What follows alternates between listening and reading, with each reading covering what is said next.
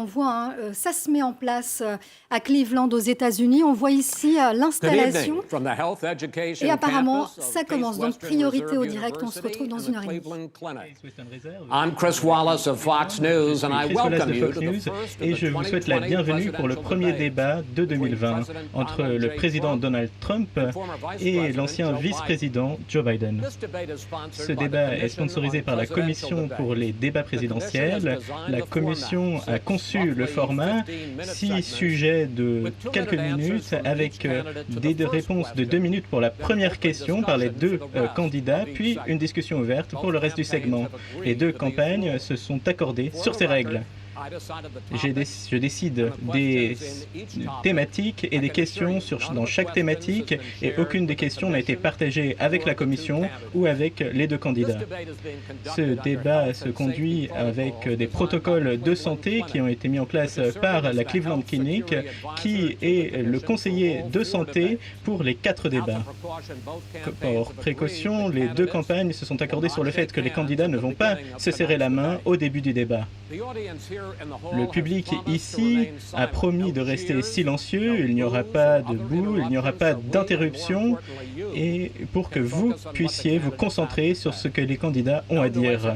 Il n'y aura pas de bruit, sauf maintenant pour accueillir le nominé républicain, le président Trump, et le nominé démocrate, le vice-président Biden.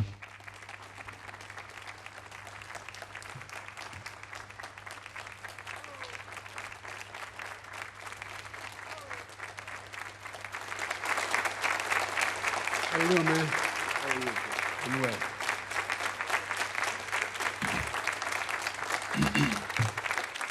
Gentlemen, a lot of people have been waiting Il y a beaucoup for de this personnes night, qui so ont let's beaucoup get going. attendu cette nuit, alors commençons notre premier sujet, c'est la Cour suprême.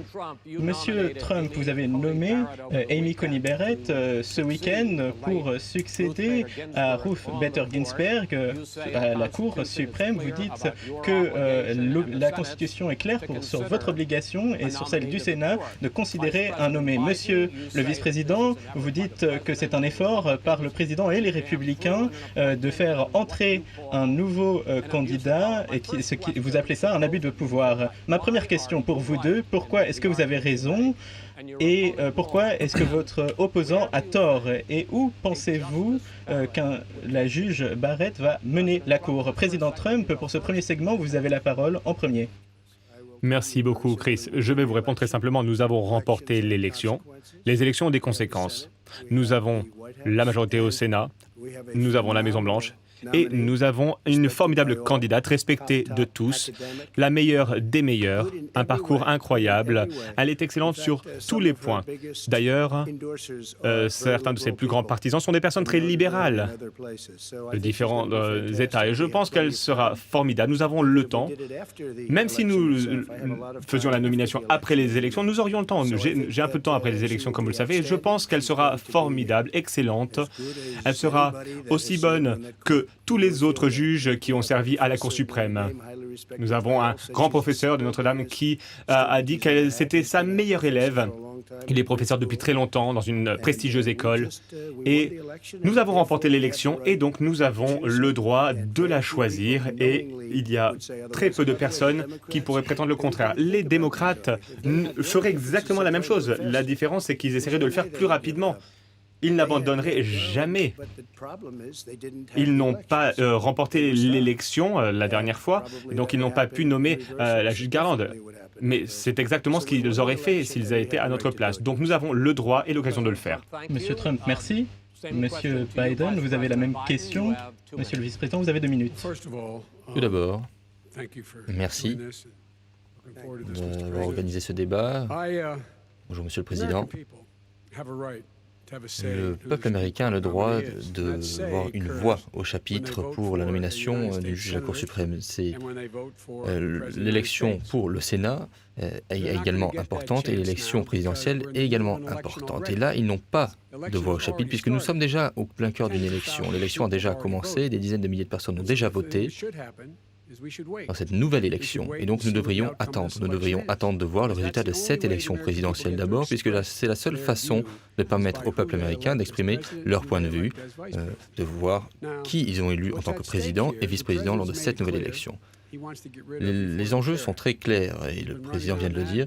Il veut supprimer la loi sur les soins abordables, et il va tenter de le faire maintenant par la Cour suprême, ce qui empêcherait 20 millions de personnes d'avoir accès à une assurance de santé immédiatement si cette nomination passe à la Cour.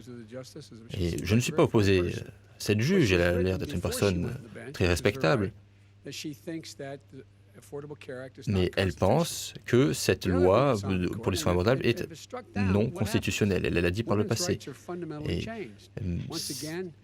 les droits pour les femmes pourraient également être fondamentalement changés. Les femmes maintenant ont droit à avoir accès à des soins malgré leur grossesse, par exemple, grâce à l'Obamacare. Et il y a des centaines de milliers de personnes qui ont des conditions préexistantes, qui n'auront plus accès à l'assurance santé non plus.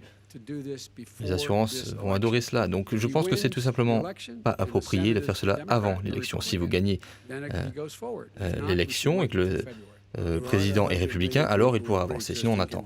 Il y a 100 millions de personnes qui ont des conditions préexistantes. Le peuple américain a déjà choisi. La juge Ginsburg a dit de manière très forte à un moment, il y a 10 ans environ, elle a dit « Un président et le Sénat sont élus pour une période de temps, mais le président est élu pour 4 ans. Je ne suis pas élu pour 3 ans et demi, je suis élu pour 4 ans. Et donc nous avons la majorité au Sénat. Pendant cette période, donc de 4 ans, nous avons une occasion. Je ne suis pas élu pour 3 ans et demi, je suis élu pour 4 ans. L'élection a déjà commencé. Joe, 100 millions de personnes, ce n'est pas le bon chiffre. Vous vous trompez. Vous avez un gros problème. C'est que vous allez supprimer 180 millions de personnes du système de santé. Vous allez les priver de leur système de santé.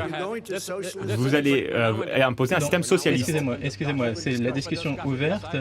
Je suis d'accord. Allez-y, monsieur le vice-président. Tout d'abord, il sait ce que j'ai proposé, la chose suivante, d'étendre l'Obamacare et de l'améliorer, l'augmenter. Nous avons eu, dans des débats avec 23 des autres candidats démocrates, et dans ces débats, nous avons dit que ma proposition, tout le monde pourra continuer à avoir accès à l'assurance privée. Votre parti veut imposer le socialisme et un système de santé socialiste. Il vous domine, vous le savez. Je suis le Parti démocrate en ce moment, et le programme du Parti démocrate, c'est ce que j'approuve, ce que j'ai approuvé. Et voilà ce qu'il se passe. Il y a eu 200 000 personnes mortes récemment sous la présidence Trump, et il y a des millions de personnes qui ont attrapé le Covid. Qu'est-ce que cela signifie pour ces personnes si l'Obamacare est supprimé? 308 000 soldats sont morts parce que vous n'avez pas pu apporter les bons soins de santé à l'armée. Et cela, pas de problème. Et vous, on vous parlait de 200 000, mais ce serait 2 millions. Vous avez d'ailleurs dit 200 millions. La Chine a été très impactée.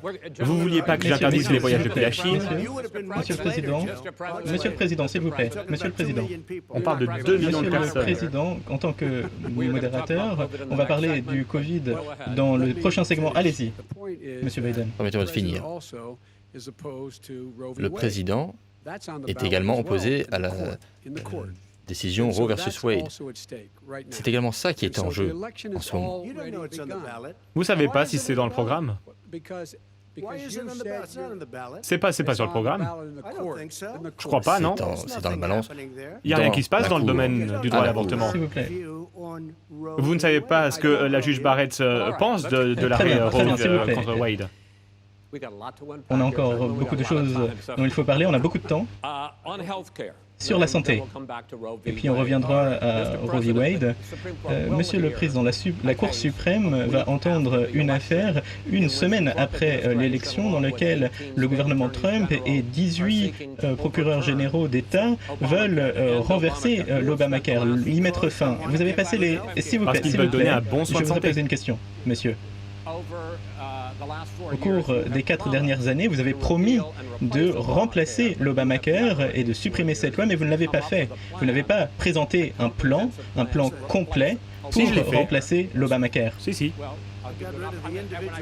Alors, je vais vous donner la parole quand j'aurai Excusez-moi, fini. j'ai supprimé le mandat individuel, Ce n'est pas...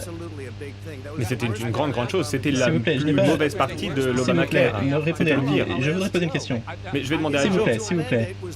Le mandat individuel, c'était l'aspect S'il le vous plaît, plus ce n'est pas ma question. critiqué Je voudrais d'Obamacare. poser- S'il vous plaît, Monsieur le Président, je suis le modérateur de ce débat et je voudrais que vous me laissiez poser une question et ensuite vous pourrez Allez-y. répondre. Au cours de ces 4 dernières années, vous n'avez pas présenté un plan complet pour remplacer Obamacare. Et jeudi dernier, vous avez signé un arrêt présidentiel qui est symbolique, qui permet de protéger les personnes qui ont des conditions préexistantes 5 jours avant ce débat. Donc ma question est, quel est le plan de santé de Trump? Alors, je fais un débat avec vous, j'ai l'impression, pas contre Joe, mais ça ne m'étonne pas. Alors, il n'y a rien de symbolique. Aucun président n'a eu le courage de baisser les prix des médicaments. Les grands laboratoires vont faire baisser leur prix de 80-90%. Joe aurait pu le faire pendant toutes ces années au gouvernement, mais il ne l'a pas fait. Personne n'a baissé le prix des médicaments. Alors, on réduit les prix des médicaments. Je vous donne un exemple. L'insuline. Ça détruisait les familles, ça détruisait les personnes à cause du coût. Aujourd'hui, l'insuline coûte vraiment pas cher. On a l'impression d'acheter de l'eau. Ça coûte vraiment presque rien. Pensez à tous les médicaments. Les médicaments sur ordonnance ont des prix qui ont baissé. Nous allons permettre à nos entreprises d'aller, ou à nos Américains, d'aller acheter les médicaments ailleurs car ils sont moins chers. C'est important. Très bien. Vous avez le droit.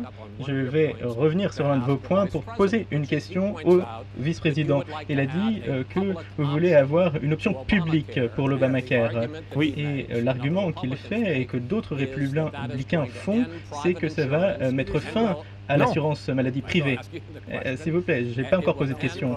Ça va mettre fin aux assurances privées et créer une prise de Non. partie du gouvernement. C'est seulement pour les personnes qui sont si pauvres qu'elles peuvent avoir accès au Medicaid gratuitement dans la plupart des États, sauf dans des États où les gouvernements veulent empêcher l'accès au Medicaid pour les personnes les plus pauvres. Toutes les personnes qui ont le droit d'avoir accès au Medicaid seraient automatiquement enregistrées dans l'option publique. La vaste majorité du peuple américain ne serait pas inclus dans cette option. Tout Monsieur, d'abord, vous êtes d'accord avec Bernie Sanders, qui est radical de gauche sur ce manifeste pour socialiser la médecine.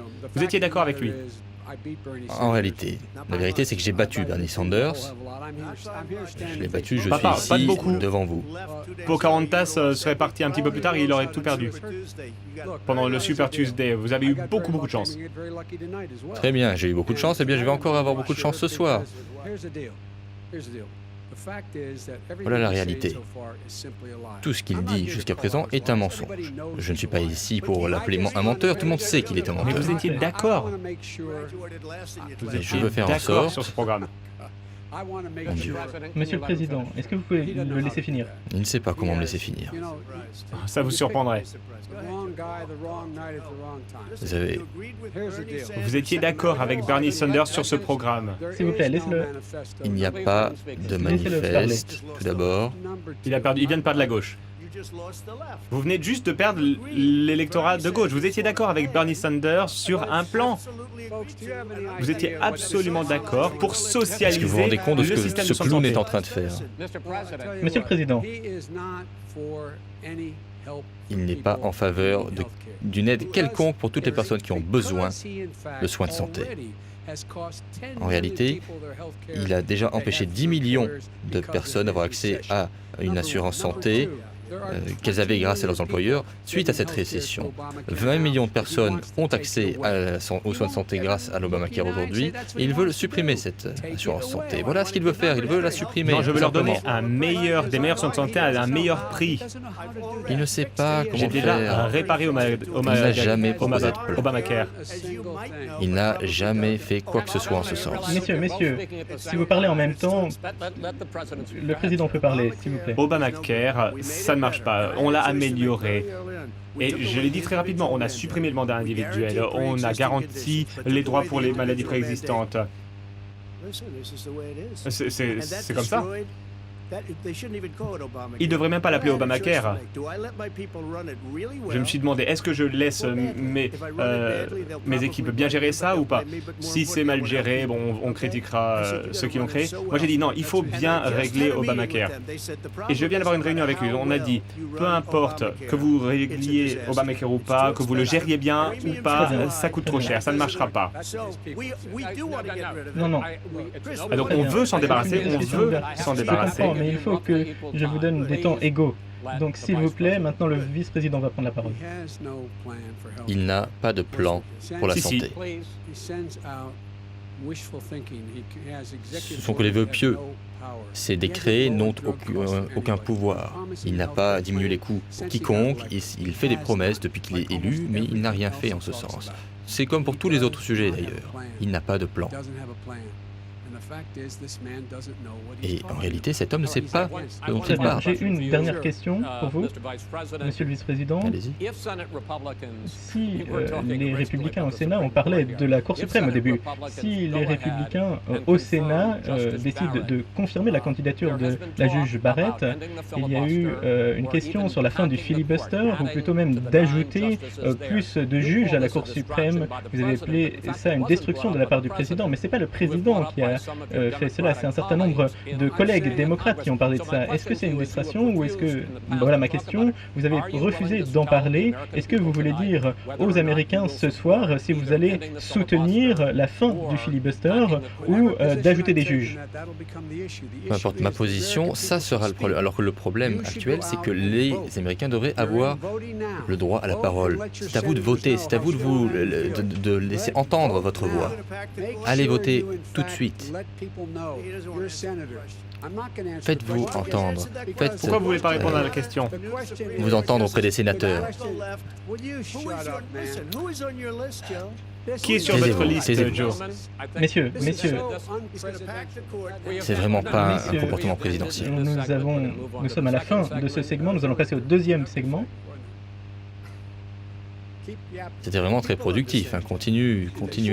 La population vous a compris, vous n'avez rien fait en 27 ans, ils vous connaissent. Le deuxième sujet, c'est la Covid-19, c'est un sujet extrêmement essentiel, il faudrait être sérieux s'il vous plaît. Il y a plus de 47 millions de cas aux États-Unis et plus de 200 000 personnes sont mortes. Même après la production d'un vaccin, les experts disent que ça pourrait prendre des mois ou même des années pour que l'on revienne à une situation qui s'approche de la normale. Ma question pour vous deux est la suivante. D'après ce que vous avez dit et ce que vous avez fait jusqu'à présent, et ce que vous avez dit que vous feriez en 2021, pourquoi les Américains devraient vous faire confiance à vous plus qu'à votre opposant pour apporter une solution à cette crise sanitaire? Monsieur Biden, vous avez la parole en premier, vous avez 2 minutes. 200 000 morts, 7 millions de cas aux États-Unis, comme vous l'avez dit. 4% de la population mondiale, mais 20% des morts. 40 000 personnes par jour sont infectées. Entre 750 et 1000 personnes par jour meurent. Lorsqu'il a présenté les noms, il a dit « Les chiffres sont ce qu'ils sont ». Eh bien, les chiffres sont ce qu'ils sont en raison de la personne que vous êtes. Voilà la réalité. Le président n'a pas de plan, il n'a rien proposé. Il sait depuis février à quel point cette crise est grave. Il savait à l'époque déjà que cette maladie était très mortelle. Qu'a-t-il fait? Et c'est sur caméra, ça a été filmé. Il a dit qu'il ne voulait pas nous donner d'alerte puisqu'il ne voulait pas paniquer la population américaine. Mais c'est lui qui a paniqué. Nous disions que nous devions avoir des personnes qui puissent aller sur place à Wuhan pour déterminer la dangerosité de ce virus. Eh bien, il n'a demandé à personne de le faire. Il a dit qu'on lui devait une dette de gratitude puisqu'il avait été très transparent avec nous. Il n'a fait qu'attendre. Il n'a toujours pas de plan. Déjà dès mars, Non, mais c'est faux. j'ai décrit ce que nous devions faire. Et je l'ai fait à nouveau en juillet. Nous devrions fournir tous les équipements de protection disponibles. Nous devrions utiliser l'argent disponible pour donner l'aide nécessaire à tout le monde pour pouvoir continuer à garder leurs entreprises ouvertes, continuer à avoir des écoles ouvertes. Il devrait sortir de son bunker, sortir de son parcours de golf et aller dans le bureau ovale pour trouver des solutions pour sauver des vies dès maintenant. Attendez, vous avez 2 minutes. Si on vous avait écouté, le pays serait resté ouvert à tous. Des millions de personnes seraient mortes, pas 200 000. Et une personne, un mort, c'est trop. C'est la faute de la Chine, ça n'aurait jamais dû se produire. On a arrêté les vols avec la Chine, mais ils auraient dû l'arrêter. Et vous ne savez pas combien de personnes sont mortes en Chine, en Russie, en Inde. Ils ne vous donnent pas réellement les vrais bilans. Mais regardez ce que l'on a fait. J'ai fermé les frontières et vous m'avez traité de xénophobe, de raciste. Ça n'a rien à voir avec le Covid. Vous pensiez qu'il ne fallait pas fermer le pays car vous pensiez que c'était une chose terrible à faire. Vous auriez attendu 2 mois de plus. Grâce à moi, Dr Fauci a d'ailleurs dit « Le président Trump a sauvé des milliers de vies ». Nombre de gouverneurs démocrates ont dit « Le président Trump a fait un formidable travail, nous avons travaillé avec le gouvernement ». Et oui, allez voir. Les gouvernements ont dit que j'avais fait du très bon travail. La plupart ont dit ça. Ceux qui ne sont pas forcément de mon côté ont dit que j'avais fait du très bon travail. Ils ont dit « Le président Trump a fait un formidable travail ». Et nous l'avons fait. Nous avons tenu les blouses, les masques, les ventilateurs. Vous n'auriez rien fait du tout. Et on est à quelques semaines d'obtenir un vaccin. On crée déjà des médicaments. Il n'y a plus de personnes qui meurent lorsqu'elles contractent le virus. Bien moins de personnes meurent. On a fait du très bon travail. La seule chose que je n'ai pas bien fait, et c'est à cause des fake news, peu importe ce que vous faites, vous avez une mauvaise presse. Ils vous donnent une bonne presse et mauvaise presse à moi, parce que c'est comme ça que va la vie. Mais peu m'importe, je suis habitué. Mais Joe, vous n'auriez jamais pu faire le travail que nous avons fait. Vous n'avez pas ça dans les tripes. Vous n'auriez jamais pu faire ça. Je sais comment faire le boulot. Je sais. Vous n'avez pas très bien... le H1N1, vous avez fait... C'était catastrophique. 14 000 personnes sont mortes à l'époque, pas 200 000. Il n'y avait pas de récession. Mais c'était bien moins mortel comme maladie. Laissez-le répondre. Nous n'avons pas mis à mal l'économie. C'est son économie qui l'a mise à mal. L'économie est mise à mal. Et chez vous, ce matin, combien de personnes avaient une chaise vide en face d'elles en raison d'une personne qui est morte du Covid? Combien de personnes ont perdu leur mère, leur père et n'ont même pas pu parler à leurs proches? Vous auriez perdu encore demander plus à une de infirmière de vie. tenir un Bien plus de téléphone personnes seraient mortes. pour pouvoir leur dire au revoir. Le directeur du CDC a dit que nous pourrions encore perdre 200 000 personnes entre aujourd'hui et la fin de l'année. Et il a rajouté que si on se contentait de porter un masque, on pourrait diviser ce chiffre par 2. Juste un simple masque. Maintenant, sur la notion du vaccin, je suis en faveur d'un vaccin, mais je ne lui fais pas confiance et je sais que vous ne lui faites pas confiance non plus. Nous avons confiance dans les scientifiques. Vous ne faites pas confiance à Pfizer, à Johnson & Johnson? Je vais avancer maintenant. Des questions pour l'avenir. Parce que vous avez parlé de 2 questions que je voulais poser. Premièrement, pour se concentrer sur l'avenir. Monsieur le Président, vous avez dit à de nombreuses reprises, vous avez contredit un certain nombre des scientifiques et des experts du gouvernement, par exemple le le responsable du Centre pour la lutte contre les maladies a dit que cela prendrait un nombre de mois avant que le vaccin soit disponible pour le public. Vous avez dit qu'il avait tort, et c'était les mots que vous avez utilisés. Il avait tort. Mais le docteur Slowey, le responsable de votre opération Warp Speed, a dit la même chose. Est-ce qu'ils ont tous les deux tort? J'ai parlé aux entreprises et le vaccin sera disponible bien plus tôt. C'est politique. Biden veut que ce soit politique. C'est un sujet très politique. J'ai parlé à Pfizer, j'ai parlé à toutes les personnes à qui il faut parler, à Moderna, Johnson & Johnson et d'autres laboratoires. Ils peuvent aller encore plus vite. Ils peuvent obtenir un vaccin plus tôt. Ça va être très politique parce que la gauche... Donc vous dites que le chèque de Dr. Je ne suis pas d'accord avec lui. Je ne suis pas d'accord avec lui. Et il n'a pas dit ça. Il a dit que ça pourrait arriver à ce moment-là, ou plutôt, il était dans mon bureau il y a 2 jours. Parlé de ça cet été, il a dit que ça prendrait du temps. Oui, c'est une possibilité. Il est possible que nous aurons la réponse avant le 1er novembre. Ça pourrait être avant. On va le livrer immédiatement. Nous avons l'armée qui est prête. D'un point de vue logistique, tout est prêt.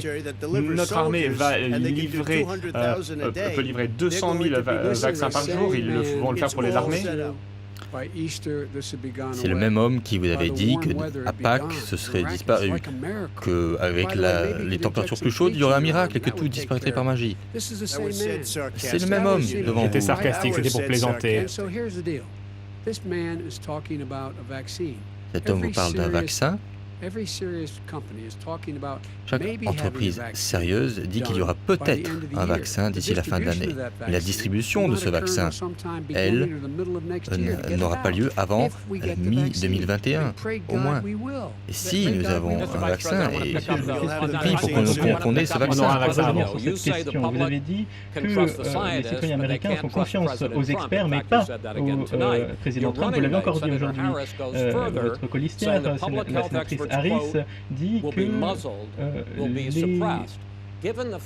les citoyens américains seront oppressés. Beaucoup de personnes s'intéressent au vaccin et ne veulent pas le prendre. Alors, est-ce que votre colistière et vous allez contribuer à cette peur sur le vaccin? Non. Pas du tout. Vous venez de lui demander la même question. Il met des pressions. Il n'est pas d'accord avec ses propres scientifiques. On ne peut pas faire confiance. On peut faire confiance aux scientifiques. Kamala Harris n'a pas dit ça. Les experts sanitaires seront oppressés. Oui, c'est ce qu'il va essayer de faire.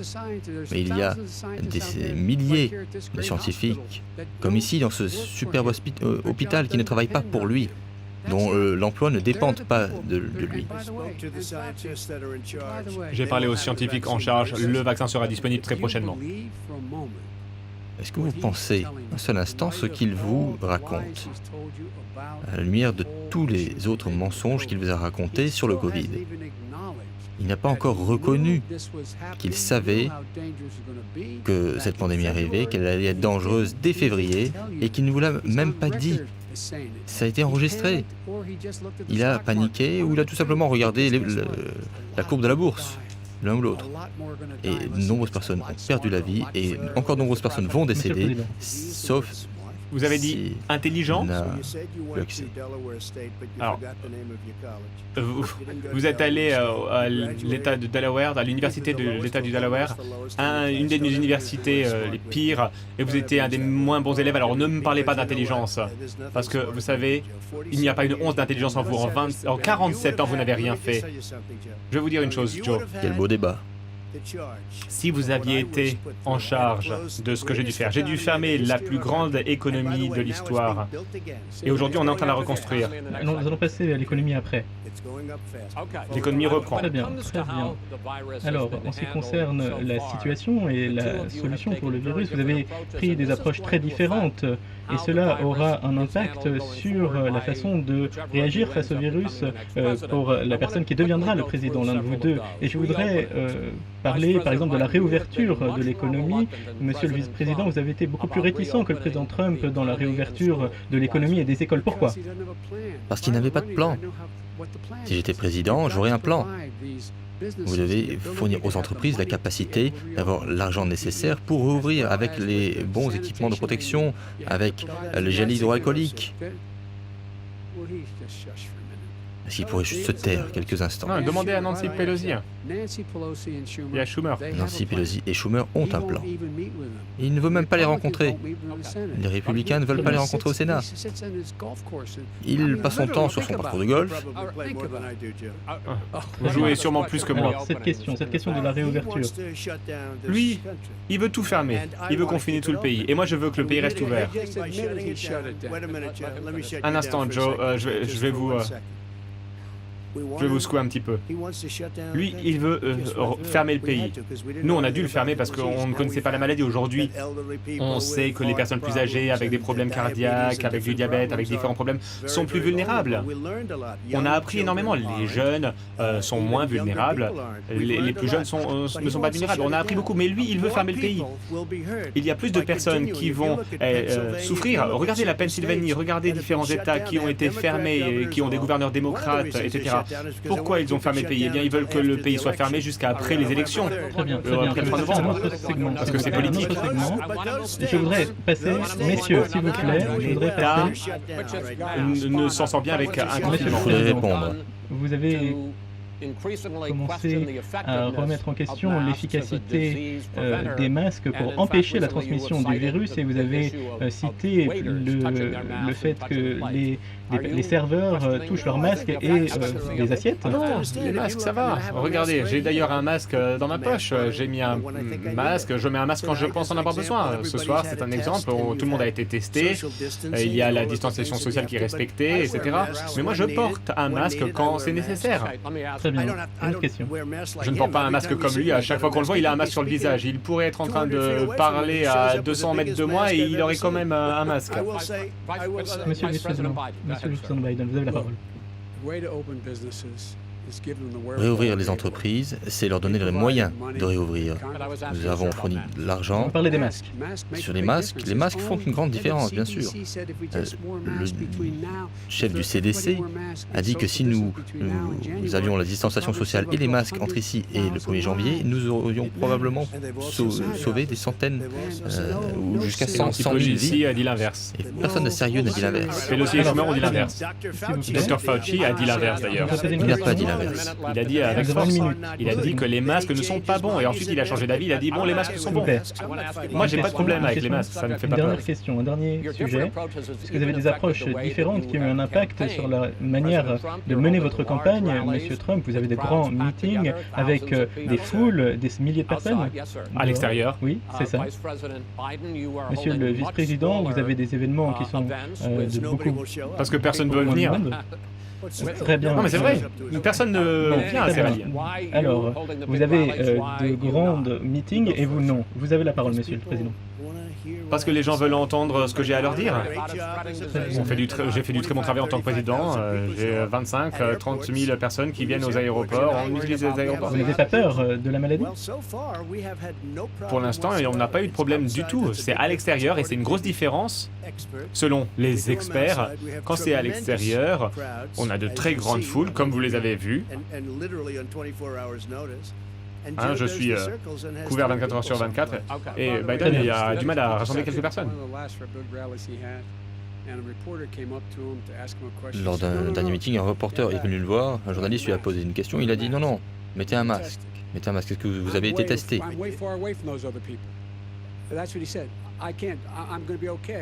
Il n'est pas préoccupé par vous ou par les journalistes, il est préoccupé par lui-même. Voilà. Nous n'avons Il pas avait eu peur d'impact qu'un journaliste ne négatif. portait pas de masque à quelques mètres de lui. Il y avait 35 000 personnes environ à ces rallyes. Je voudrais passer à un autre segment. Oui, il a été totalement irresponsable dans sa gestion de cette crise. La distanciation sociale, le port du masque, il les a encouragés à ne pas porter le masque. Et c'est une erreur. Vous auriez fait la même chose, mais vous ne pouvez pas faire la même chose parce que personne ne s'intéresse à ce que vous dites. Sur la question de l'économie. L'économie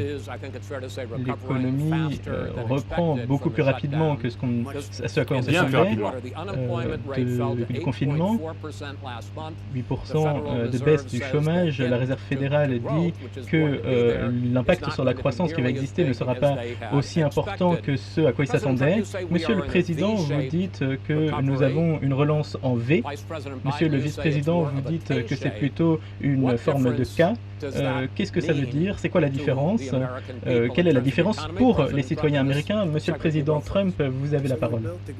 Nous avons construit la plus grande la plus grande économie de l'histoire. On a dû la fermer à cause du virus chinois. C'était très difficile d'un point de vue psychologique à faire. Il pensait qu'il ne fallait pas fermer le pays ou l'économie. Il avait tort. 2 millions de personnes seraient mortes aujourd'hui à la place de 200 000. 200 000, c'est beaucoup trop. Une personne, c'est beaucoup trop. Ça n'aurait jamais dû arriver. C'est à cause de la Chine. Mais que s'est-il passé? Eh bien, nous avons fermé le pays. Aujourd'hui, nous le rouvrons et nous battons des records. 10,4 millions de personnes en 4 mois qui ont retrouvé un travail. C'est un record. On n'a jamais vu un tel exploit. Et lui, il veut fermer l'économie. Il va à nouveau fermer l'économie. Il va détruire ce pays. Vous savez, il y a beaucoup de personnes entre la drogue, l'alcool, la dépression. Lorsqu'on commence à fermer, à confiner un pays, eh bien, on voit à quoi ressemblent les États gouvernés par les démocrates. Et ils ne souhaitent pas ouvrir l'économie. C'est pour une raison simple. Vous avez vu la semaine dernière, il y a quelqu'un qui a dit on va ouvrir le 9 novembre. Pourquoi le 9 novembre? Eh bien, parce que c'est après les élections. Ils pensent qu'ils nous font du mal, à nous, les républicains, en fermant leur pays, leur État. Mais les gens savent quoi faire et ils peuvent respecter la distanciation sociale, se laver les mains, porter un masque. Ils peuvent faire ce qu'ils veulent. Mais il faut ouvrir ces États, rouvrir ces États. Regardez la Caroline du Nord, regardez ces gouverneurs en Pennsylvanie, dans le Michigan et dans d'autres États. Il faut rouvrir ces États. Ce n'est pas juste. C'est un peu comme être en prison dans ces États. Et voyez ce qui se passe avec le divorce, la drogue, la consommation d'alcool. Et lui, il voudrait fermer tout le pays et détruire notre pays. Notre pays se relève très bien en battant des records. Nous n'avons pas besoin d'une personne qui arrive et qui dit « Allez, on referme tout ». Très bien, 2 minutes. Maintenant, nous passons à vous. Comme je l'ai dit, quand j'ai posé la question, le président dit que c'est une relance en V, vous dites que c'est une relance en K. C'est quoi la différence?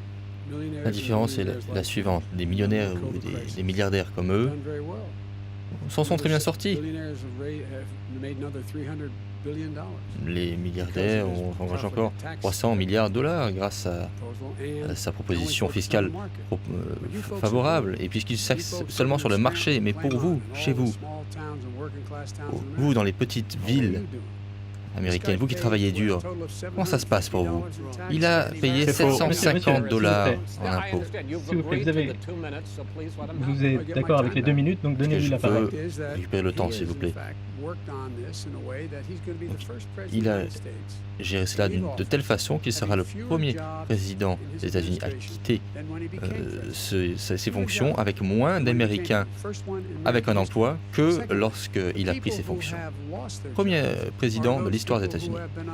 Ensuite, les personnes qui ont perdu leur emploi sont les personnes qui étaient sur la première ligne, qui ont sauvé des vies, qui d'ailleurs certains ont perdu la vie, des personnes qui tentaient de faire en sorte que nous puissions nous en sortir.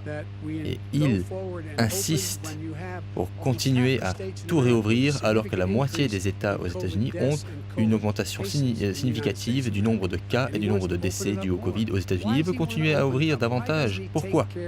Pourquoi ne veut-il pas prendre soin des Américains? On ne peut pas soigner l'économie tant qu'on n'a pas réglé la crise. Et la priorité, c'est d'améliorer votre santé, votre sécurité. Les écoles, pourquoi les écoles sont-elles ouvertes? Puisque ça coûte beaucoup d'argent de les réouvrir avec beaucoup de sécurité. D'abord, il voulait donner des masques. Ensuite, il a décidé de ne pas donner de masques aux enseignants, aux étudiants, puisque ce n'était pas une urgence nationale. Pas une urgence nationale. Ils n'ont rien fait pour aider les PME. Un sixième des PME a disparu. Il ne veut pas prendre soin des Américains, répondre à leurs besoins pour que nous puissions rouvrir l'économie en toute sécurité. Il faut que je réponde. Vous avez eu 2 minutes chacun. Non, mais il a fait une déclaration. Vous avez aussi parlé. Les gens veulent que les écoles rouvrent. Ils ne veulent pas être confinés. Ils ne veulent pas que leur État soit fermé. Regardez New York. C'est très triste ce qui se passe à New York. On a l'impression de voir une ville désertée et je ne pense pas que New York pourra se relever. Les gens veulent que les magasins magasins rouvrent, ils veulent retrouver la normalité de leur Les vie gens veulent et vivre en ils veulent que sécurité. les écoles rouvrent. C'est moi qui ai rouvert la saison du football américain. C'était moi et je suis ravi de l'avoir fait. Très bien. Passons. Les gens de l'Ohio sont très fiers de moi. Nous allons revenir, s'il vous plaît, nous allons revenir à vos plans économiques pour l'avenir dans un moment. Mais d'abord, Monsieur le Président, comme vous l'avez dit, il y a un nouveau rapport qui dit qu'en 2016, à l'époque où vous avez été élu président, et en 2017, vous avez payé seulement $750 par an d'impôt sur le revenu fédéral, chacune de ces années, $750. Je sais que vous avez payé beaucoup d'autres impôts, mais je pose une question spécifique. Est-ce vrai que vous avez payé $750 d'impôt sur le revenu fédéral ces 2 années? Je paye des millions de dollars d'impôts, des millions de dollars d'impôts sur le revenu. Et je vais vous dire une chose. Dans un des journaux, il y avait un article qui disait, bon, j'ai payé 38 millions de dollars une année, 27 millions Montrez-nous de votre dollars feuille une année. d'impôt. Vous le verrez une fois que ce sera prêt. Vous la verrez. Allez au conseil d'élection. Il y a un rapport de 118 pages qui dit tout ce que j'ai, qui décrit tous mes comptes bancaires. Les actifs sont très très bons et j'ai développé une très grande entreprise. Mais j'aimerais vous dire une chose. Je comprends tout cela, je comprends. Mais j'ai une question, s'il vous plaît, Monsieur le Président, je pose une question. Est-ce que vous pouvez nous dire combien vous avez payé d'impôts sur le revenu, d'impôts fédéral en 2016 et en 2017? Des millions de dollars. Vous avez payé des millions de dollars, pas $750. Et vous le verrez. Vous le verrez. Chris, une chose. C'était les... Moi, je ne veux pas payer d'impôts. Avant d'arriver ici, j'étais un développeur, personne privée, j'étais un homme d'affaires, et évidemment, je respectais les lois, c'est ce que je faisais. Lui, il a voté une loi sur les impôts qui nous ont donné tous ces privilèges de dépréciation, d'amortisation, etc., avec des crédits d'impôts. Pour les hôtels sur Pennsylvania Avenue, par exemple. Et d'ailleurs, c'est quelque chose qui m'a été offert par le gouvernement d'Obama. C'est incroyable. Bon, il a été viré. Celui qui a lancé ça a été viré juste après l'avoir fait, mais bon. Oui, je souhaite répondre.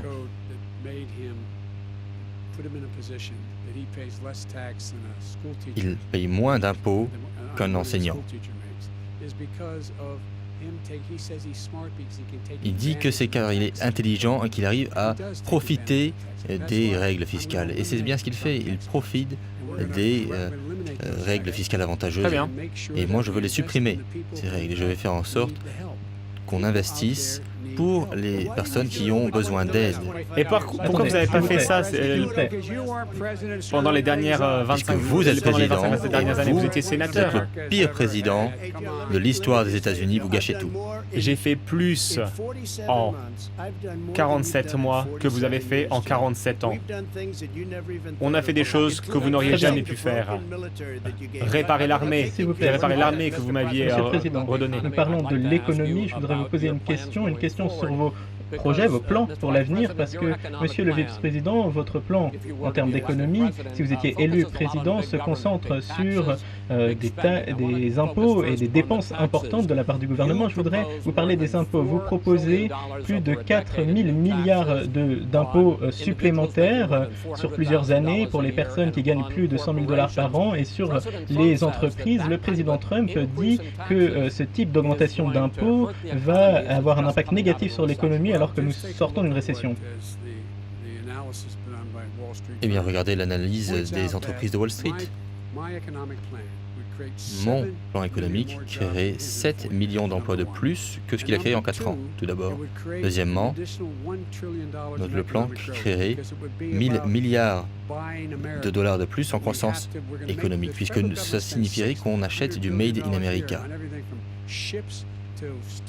On investirait dans les navires, dans l'acier, les bâtiments, etc. Avec ma proposition, chaque centime de ces investissements serait fait par l'entreprise américaine. Pas des dépenses. Et je vais supprimer un nombre considérable d'impôts.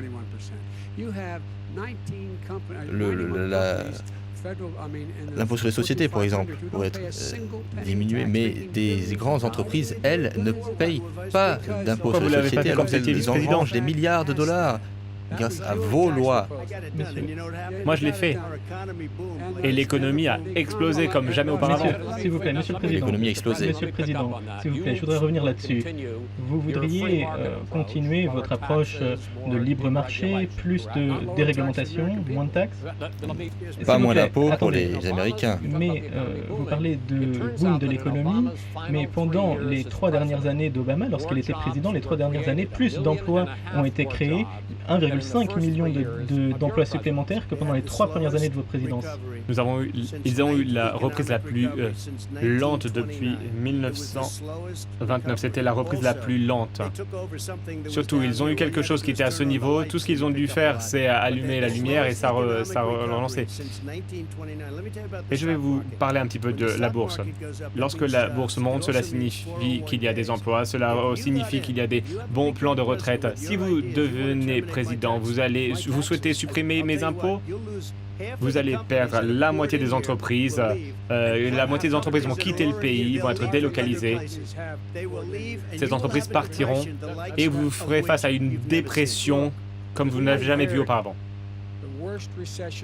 Nous avons hérité de la pire récession, de la pire crise financière de l'histoire des États-Unis. Et nous avons réussi à avoir une reprise économique qui a créé les emplois dont vous avez parlé.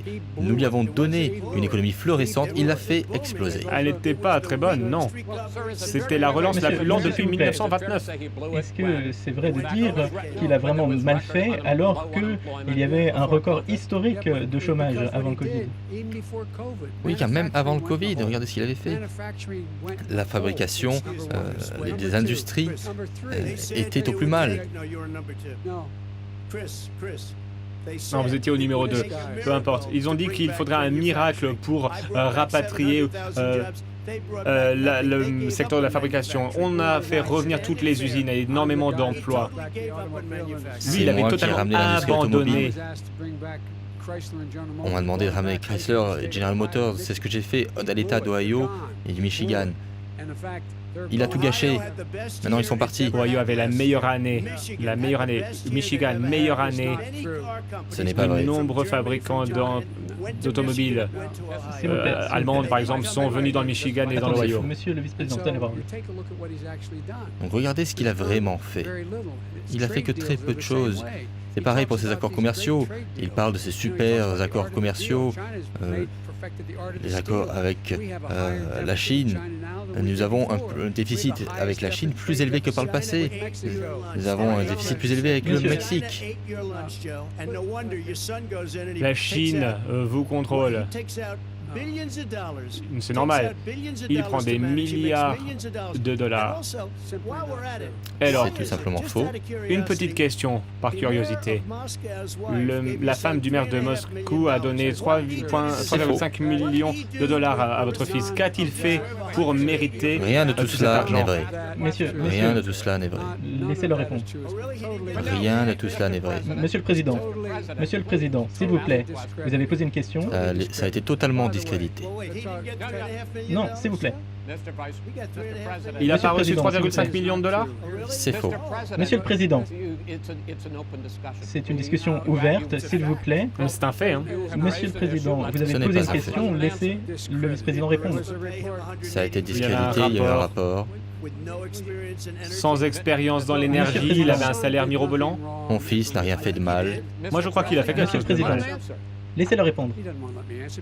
Il ne veut pas me laisser répondre puisqu'il sait que je dis la vérité. Sa position a été totalement discréditée par tout le monde.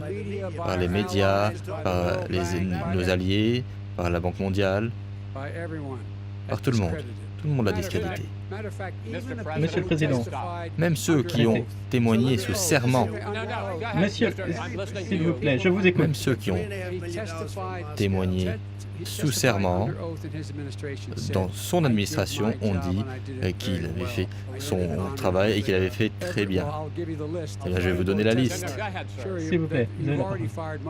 Vous les avez déjà virés pour la plupart d'entre eux parce qu'ils avaient fait du bon travail. Vous avez la parole. Attendez, encore quelques mots. C'est difficile de réussir à dire un seul mot avec ce clown. Monsieur le Président. Pourquoi méritait-il 3,5 millions de dollars de Moscou? Écoutez, vous voulez parler de famille et d'éthique, on pourrait parler de sa famille toute la nuit, Non, mais je ne souhaite pas le laissez-le faire. parler. Ma famille nous a permis d'économiser Monsieur le une Président. fortune en venant m'aider à faire le travail. Monsieur le Président, Ce débat ne tourne pas autour de ma famille ou de votre famille. Ce qui compte, c'est vos familles, vous, le peuple américain. Il ne veut pas parler de ce dont vous avez besoin, vous, le peuple américain. C'est très bien, vous le très sujet bien. de ce C'est la débat. fin de ce segment. Nous passons maintenant à la suite. Monsieur le Il n'y a vice-président. pas Mais plus je tard. peux être honnête? C'est Non, important s'il vous comme plaît, question. non. Non, la réponse Lui, est non. Il a menacé l'Ukraine Monsieur, non. d'1 milliard de dollars. Attendez, arrêtez. C'est totalement faux. Monsieur, vous allez... Messieurs, j'ai pas envie de lever la voix, de hausser le ton, mais pourquoi est-ce que je serais différent de vous? Voilà ce que nous allons faire. Nous avons 6 sujets, nous avons terminé avec ce sujet, nous allons passer au prochain sujet. Vous allez avoir encore 2 minutes sans interruption chacun, et dans ces minutes, vous allez pouvoir dire ce que vous voulez. Monsieur le Président, je vais poser une question sur le racisme, mais si vous voulez parler d'autre chose, vous pouvez parler d'autre chose. Mais je pense que ce serait mieux pour notre pays si nous permettions aux 2 candidats de parler sans interruption. Je vous le demande, monsieur. À lui aussi, alors. Mais vous allez interrompre beaucoup plus. Oui, d'accord, mais lui aussi, il m'interrompt. Monsieur, moins que vous. Nous allons continuer maintenant. Alors, le racisme, la race. Monsieur le vice-président, vous avez dit que la réponse du président à la violence à Charlottesville il y a 3 ans, lorsqu'il a parlé de très bonnes personnes des 2 côtés, était ce qui vous a mené à lancer cette campagne pour la présidence. Monsieur le Président, Monsieur Trump, vous avez dit à de nombreuses reprises que vous pensez que vous avez fait plus pour les Afro-Américains que tous les autres présidents, avec peut-être une exception, Abraham Lincoln. Ma question pour vous deux est la suivante. Pourquoi est-ce que les électeurs devraient vous faire confiance plutôt qu'à votre opposant pour répondre et donner des solutions aux questions liées à la race au cours des prochaines années? Monsieur le Vice-président, vous avez la parole.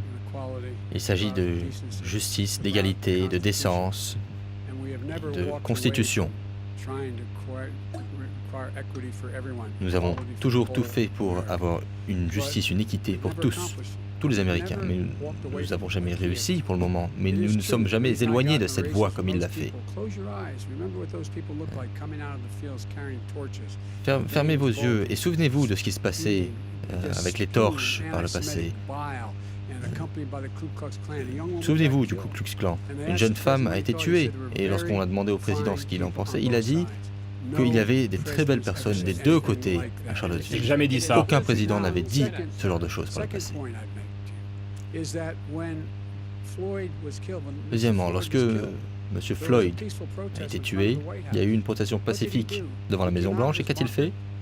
Sorti de son bunker, il a demandé à l'armée d'utiliser des gaz lacrymogènes. Ils sont allés devant une église en montrant des Bibles et l'évêque de l'église a dit que tout cela était une honte et que le président souhaitait seulement diviser les gens et ne pas les unir. Ce président a toujours tout fait pour générer une haine raciale, générer une division basée sur la race. C'est un homme qui dit qu'il a aidé les Afro-Américains. Eh bien, un Afro-Américain sur 1000 est mort en raison de la crise du coronavirus. Et s'il ne fait rien rapidement d'ici la fin de l'année, 1 sur 500 aura été tué. 1 sur 500 Afro-Américains. Cet homme est le sauveur des Afro-Américains? Cet homme se préoccupe de vous? Cet homme n'a rien fait. Il faut regarder les faits, ce qu'il a vraiment dit et ce qu'il a fait. Et ce qu'il a fait a été un désastre pour la communauté afro-américaine. Monsieur le Président, vous avez 2 minutes. Pourquoi est-ce que les Américains devraient vous faire confiance plutôt à vous qu'à votre opposant? Une loi sur l'agrément 94, où vous parliez de superprédateurs. Vous avez qualifié les Afro-Américains de superprédateurs. Ils n'ont jamais oublié. Ils n'ont jamais oublié. J'ai jamais dit ça. Vous avez voté cette loi et vous les avez appelés des superprédateurs. Et moi, je fais sortir des personnes de prison. Vous avez traité les Afro-Américains, la communauté noire, aussi mal que les pires personnes. Regardez les sondages. Je m'en sors mieux. J'ai de meilleurs résultats que la plupart des républicains depuis longtemps parce que les Noirs savent ce que vous avez fait. Vous avez appelé les Afro-Américains des super prédateurs et vous les avez encore plus critiqués, vous les avez qualifiés de bien d'autres choses. Et concernant les généraux, nous avons le soutien de 250 généraux et dirigeants militaires. Les forces de l'ordre, pratiquement tous les membres des forces de l'ordre, tous les groupes des forces de l'ordre aux États-Unis me soutiennent. La Floride, au Texas, dans l'Ohio, Portland également. Le shérif vient de déclarer « Je soutiens le président Trump ». Je ne pense pas que vous ayez un quelconque soutien parmi les forces de l'ordre. Vous ne pouvez même pas dire force de l'ordre, parce que si vous dites force de l'ordre, vous allez perdre tous vos partisans de la gauche radicale. Et pourquoi vous ne parlez pas des forces de l'ordre?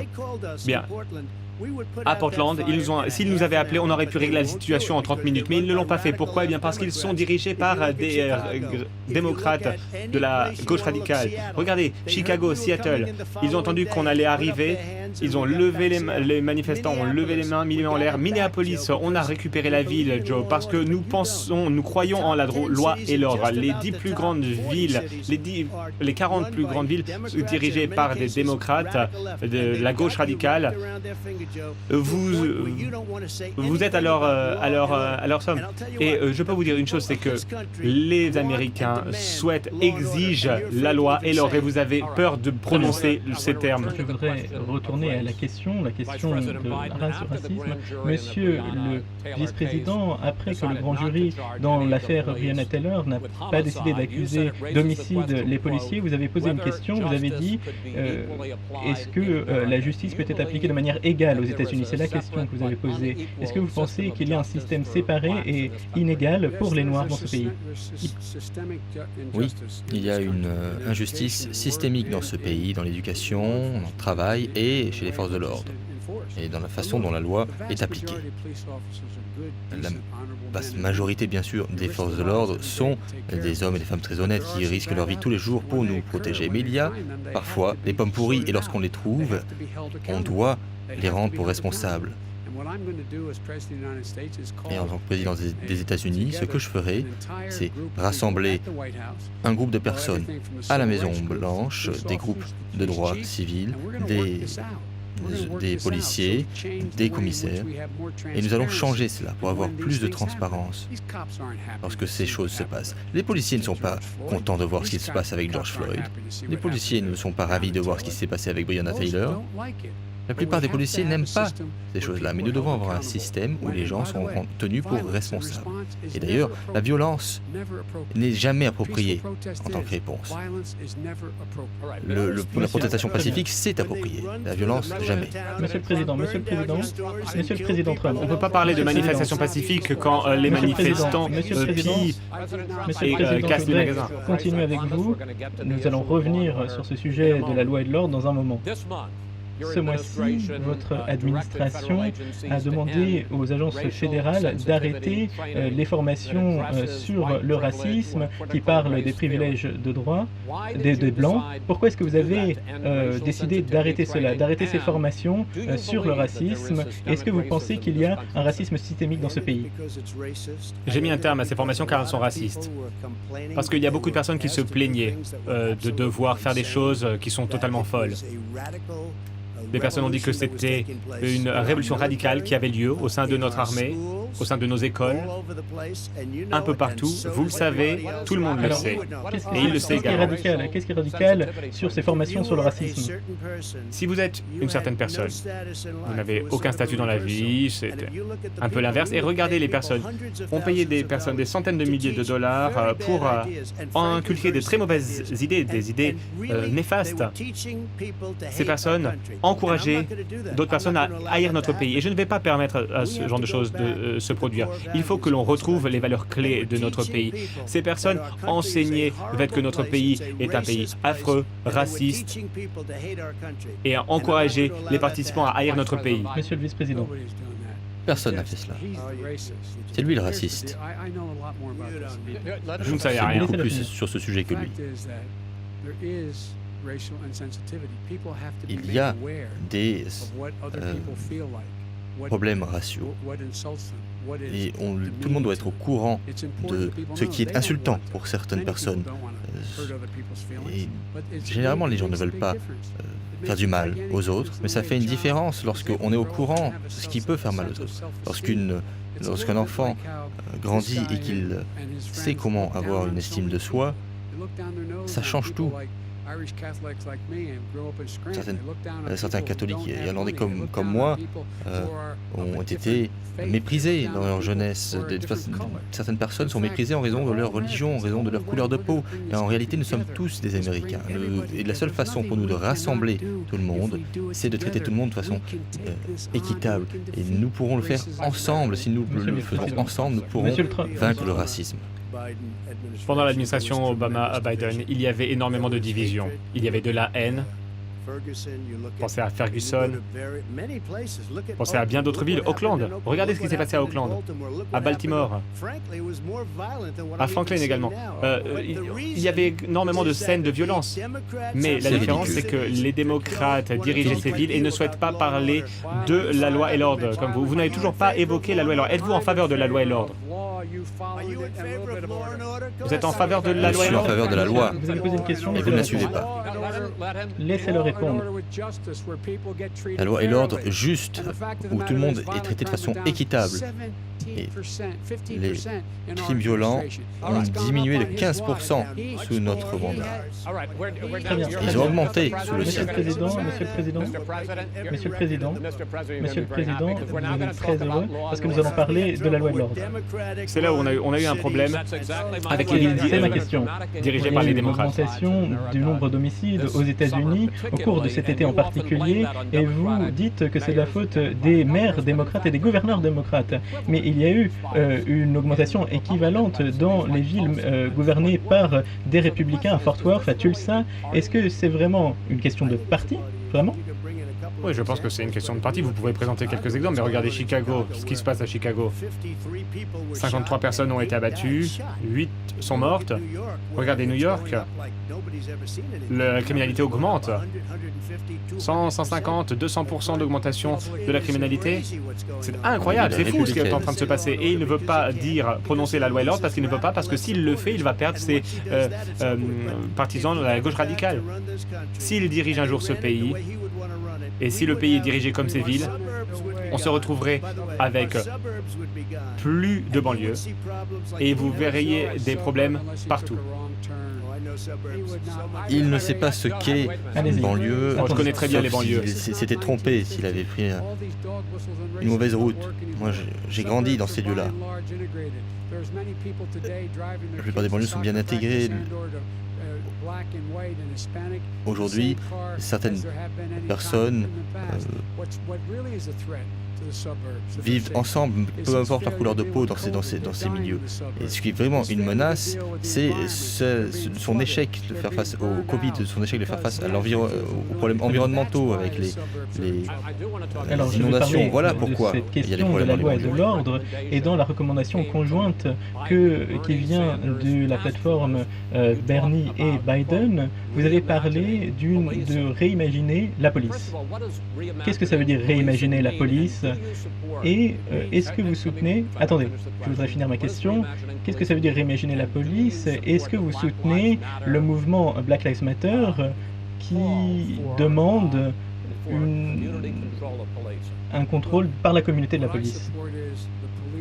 Ce que je soutiens, c'est que la police ait la possibilité de régler les problèmes auxquels ils font face. Je suis totalement opposé au fait de réduire les financements de la police.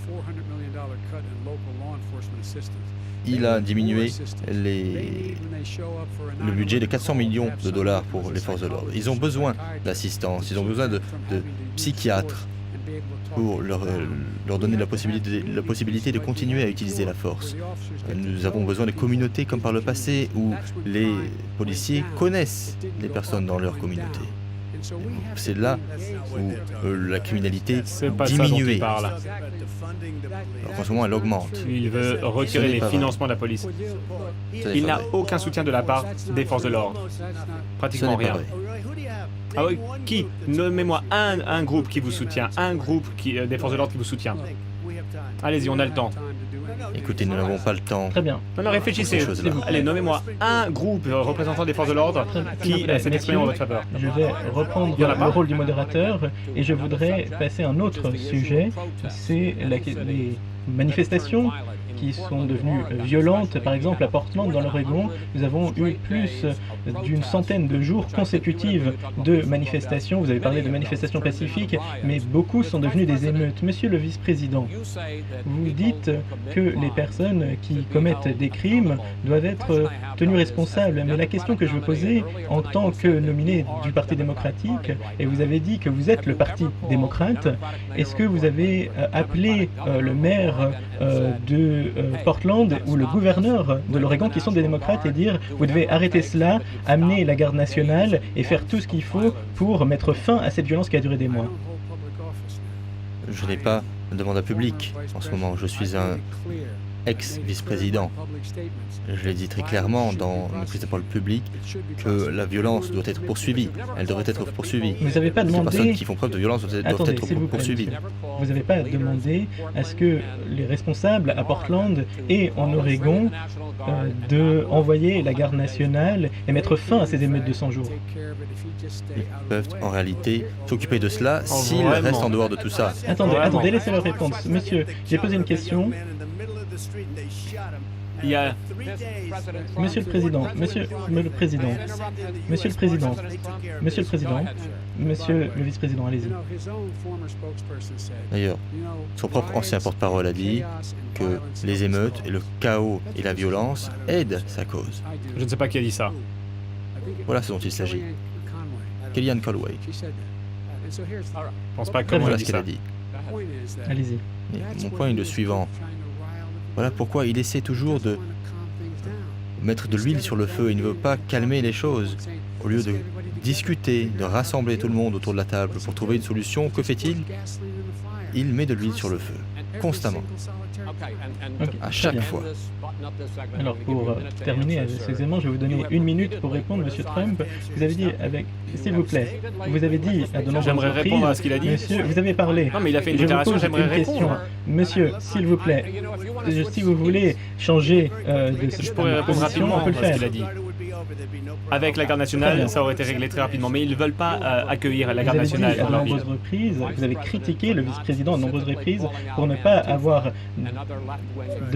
pris la parole sur Antifa et d'autres groupes extrémistes. Mais est-ce que vous voulez ce soir condamner les suprémacistes blancs et les milices blanches et dire qu'ils doivent arrêter et de ne pas augmenter la violence dans un grand nombre de villes, comme on l'a vu à Kenosha et comme on l'a vu à Portland? Est-ce que vous pouvez le dire spécifiquement? Allez-y, oui. monsieur. Tout ce que je vois, c'est du Alors- côté de la gauche. Mais moi, je suis prêt à faire tout ce que vous voulez. Alors, je suis prêt à dites-le, avoir la paix. monsieur. Allez-y, dites-le. Comment vous voulez les appeler? Dites-moi Quel nom, dites-moi quel le nom? nom. De qui dois-je condamner? Les Alors, déposez les armes, mais je vais vous dire une chose. Quelqu'un doit faire quelque chose contre les antifas et la gauche. Parce que là, c'est un problème qui vient de Propre la gauche. directeur du FBI S'il vous plaît, allez-y. a dit que Antifa était une idée, pas une plaisantais. organisation, qu'il n'y avait pas de milice, alors qu'il y a des milices suprémacistes blanches. Messieurs, C'est ce qu'a dit son messieurs, directeur non, du s'il vous FBI. plaît, on a fini. Messieurs, on passe au prochain. Les antifas, c'est un groupe. Les Tout le antifas, monde dans c'est votre administration sont mauvais. vous dit que c'est une mauvaise idée. Vous n'avez aucune Les idée de ce qui se antifas, passe. les antifas Très bien. sont un Messieurs, groupe nous de la gauche passons radicale au dangereux. bilan de Trump et de Et ils vont Biden. Lorsqu'un mettre de président, je vais poser une fonction question. pour vous Lorsque le président cherche à avoir un deuxième mandat, c'est la plupart du temps un référendum sur son bilan. Mais, monsieur le vice-président, vous avez dit que votre père a dit « Ne me comparez pas à Dieu, comparez-moi à l'alternative, à l'opposant ». Et vous êtes l'alternative cette fois-ci, monsieur. Alors si on regarde vos bilans, je vais vous poser des questions. Pourquoi est-ce que les électeurs devraient vous élire plutôt que votre opposant? Monsieur le Président, vous avez 2 minutes.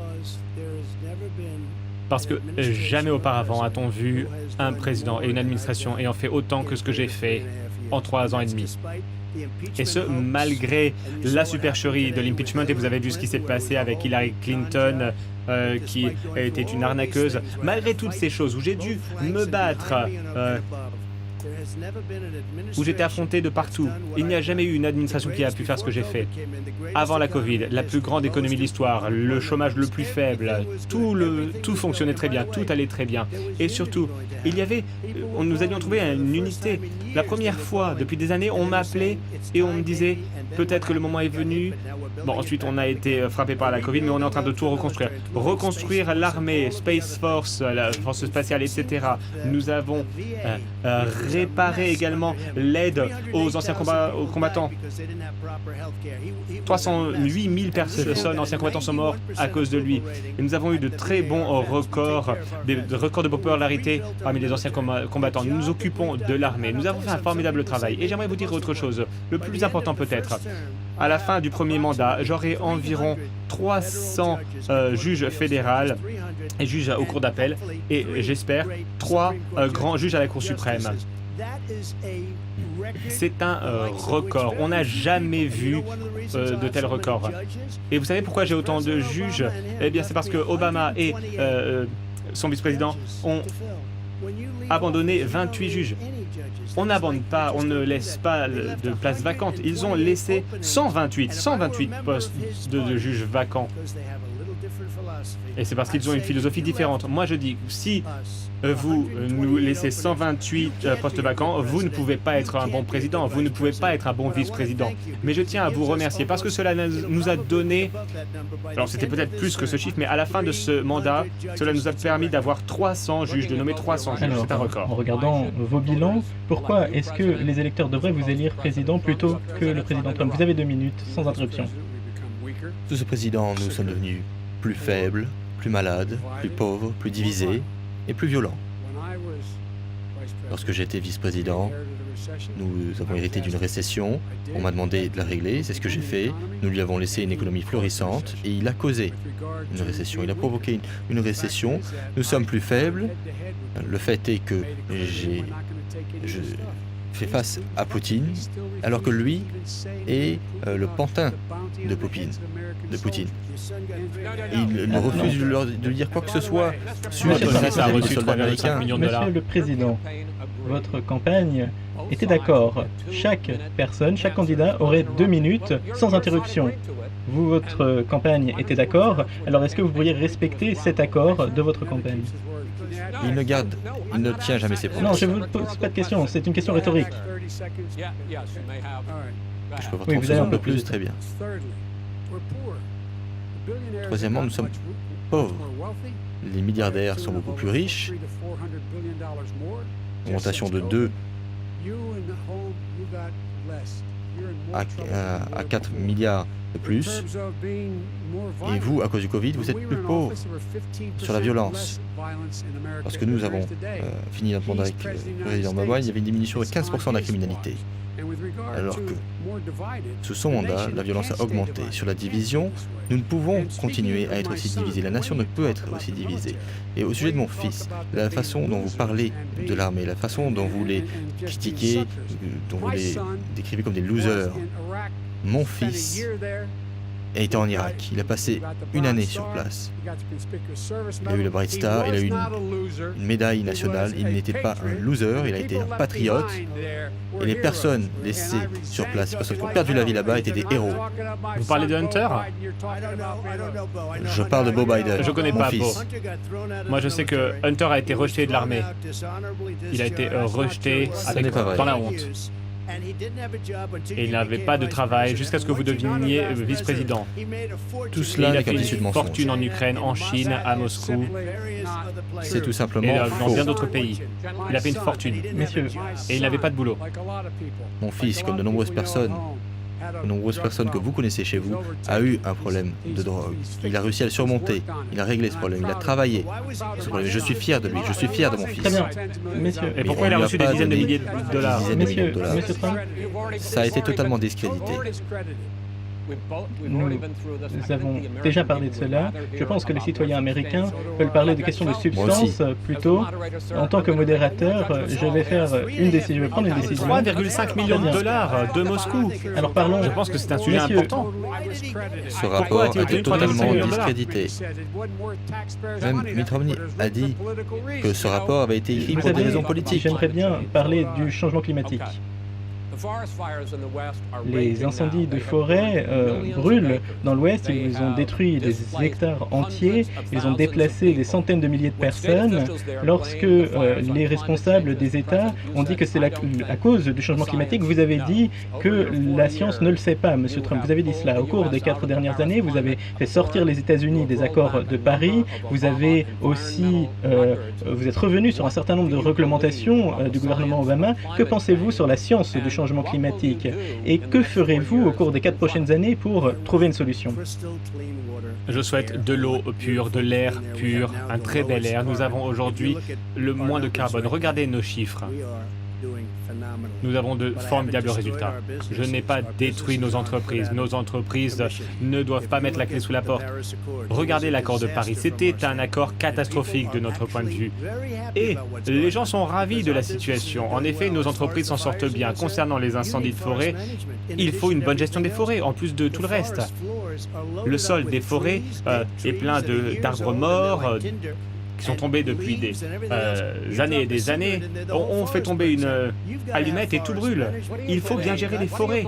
Que pensez-vous en ce qui concerne la science sur le changement climatique?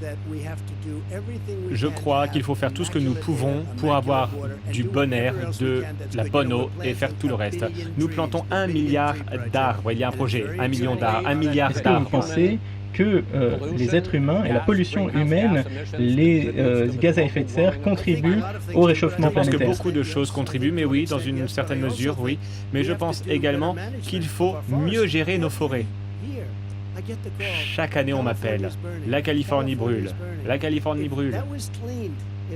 Si les forêts étaient nettoyées, épurées, s'il y avait une bonne gestion des forêts, on n'aurait pas ces appels, ces incendies. Il y a des villes-forêts, entre guillemets, dans d'autres pays, en Finlande. C'est bien géré. J'étais avec le dirigeant d'un grand pays qui me disait « Nous avons des arbres qui brûlent beaucoup plus vite que ceux de Californie. » J'ai parlé au gouverneur de Californie, je m'entends très bien avec, et j'ai dit « Mais à un moment donné, chaque année, on ne peut pas avoir des centaines de milliers d'hectares de forêt qui brûlent. » Mais monsieur, Ça brûle à cause d'une mauvaise gestion. est-ce que vous pensez, qu'est-ce que vous pensez sur la science du changement climatique? Pourquoi êtes-vous revenu sur le plan pour l'énergie verte qui limitait les émissions dans les centrales énergie? Parce que ça faisait exploser les prix de l'énergie. Avez-vous mis en place des normes beaucoup moins strictes qui vont créer plus de pollution dans les cars, dans les voitures? Pas vraiment, parce que les voitures coûtent bien moins cher, ce sont des véhicules plus sûrs, et on parle d'une toute petite différence. Et que va-t-il se passer avec le coût de la voiture qui va baisser? Il y aura au moins, on aura doublé ou on doublera et triplera les achats de véhicules. Il y a des vieilles voitures qui polluent énormément. Avec de meilleures voitures, on pourrait bien moins polluer. En Californie, Ça permet de supprimer des véhicules, des anciens véhicules, et en prendre des nouveaux, moins polluants. Et surtout, on va voir quel va être l'impact. Mais il y a beaucoup de personnes qui sont d'accord avec moi. Les véhicules coûtent beaucoup trop cher parce qu'il y a des ordinateurs partout dans la voiture pour une toute petite réduction. Et je n'ai pas de problème avec les véhicules électriques. J'encourage les gens à acheter des véhicules électriques. Mais en Californie, que s'est-il passé? C'était de la folie. Monsieur le vice-président, je voudrais que vous répondiez à ce qu'a dit le président sur le changement climatique, mais je voudrais aussi poser une question. Vous avez proposé des emplois pour 2000 milliards de dollars, vous avez parlé de nouvelles limites pour la fracturation hydraulique, vous avez parlé de mettre fin aux carburants fossiles pour l'électricité et zéro émission de gaz à effet de serre d'ici 2050. Le président dit que cela détruirait l'économie et détruirait des millions d'emplois. Il a totalement tort, tout d'abord. Deuxièmement, j'ai pu diminuer le coût des énergies renouvelables pour qu'elles soient moins chères que le charbon, le gaz et le pétrole.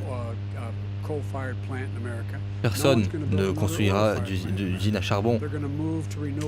Aux États-Unis aujourd'hui, tout le monde va passer vers les énergies renouvelables. Ensuite, nous allons faire en sorte de prendre la flotte fédérale et de faire en sorte que ces véhicules soient électriques. 500 000 postes de stations de recharge seront construites. Nous allons construire une économie qui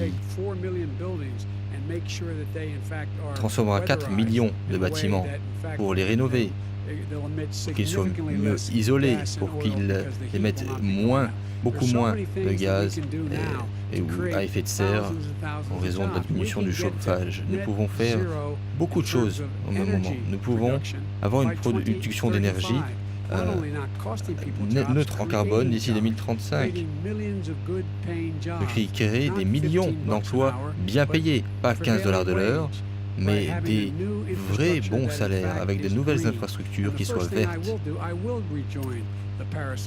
Et la première chose que je ferai, c'est rejoindre à nouveau l'accord de Paris, re-signer l'accord de Paris, puisque sans cet accord de Paris, tout part à volo.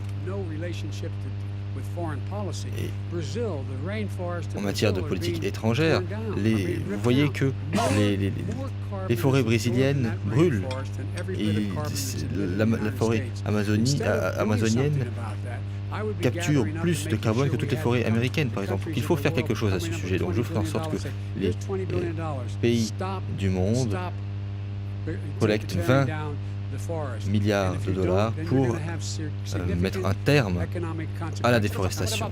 Alors, il y a cet argument du président Trump qu'il faut trouver un équilibre entre les questions économiques et les questions environnementales. Et il a la ligne qu'il a tracée. Il n'a pas décrit clairement une limite. Il dit que le méthane, ce n'est pas un problème, qu'on peut aujourd'hui émettre plus de méthane sans que ce soit un problème, le méthane. Voilà un homme qui dit qu'on n'a pas besoin de normes pour l'automobile, pour la pollution. Ce n'est pas vrai. C'est totalement vrai. Il parle du nouveau accord vert, le Green New Deal. Et c'est 100 000 milliards de dollars. Attendez, une minute. Pour abattre des bâtiments, détruire des bâtiments et les reconstruire. C'est un système où ils veulent supprimer tous les avions, tous les véhicules, supprimer toutes les vaches. 100 000 milliards de dollars, c'est plus d'argent que ce que notre pays peut faire en 100 ans. Très bien, s'il vous plaît. S'il vous plaît, détruire notre pays. S'il vous plaît, attendez.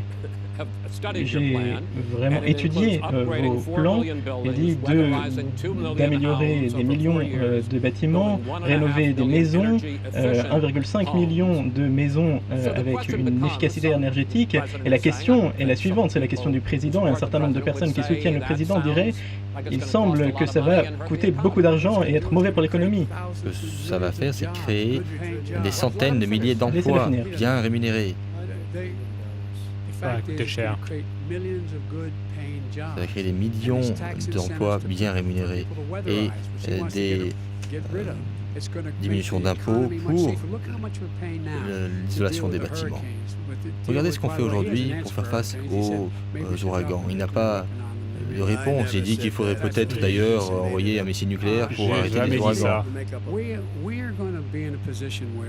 Écoutez, nous allons être en position de créer de bons emplois bien rémunérés tout en préservant l'environnement pour que nous soyons tous en meilleure forme.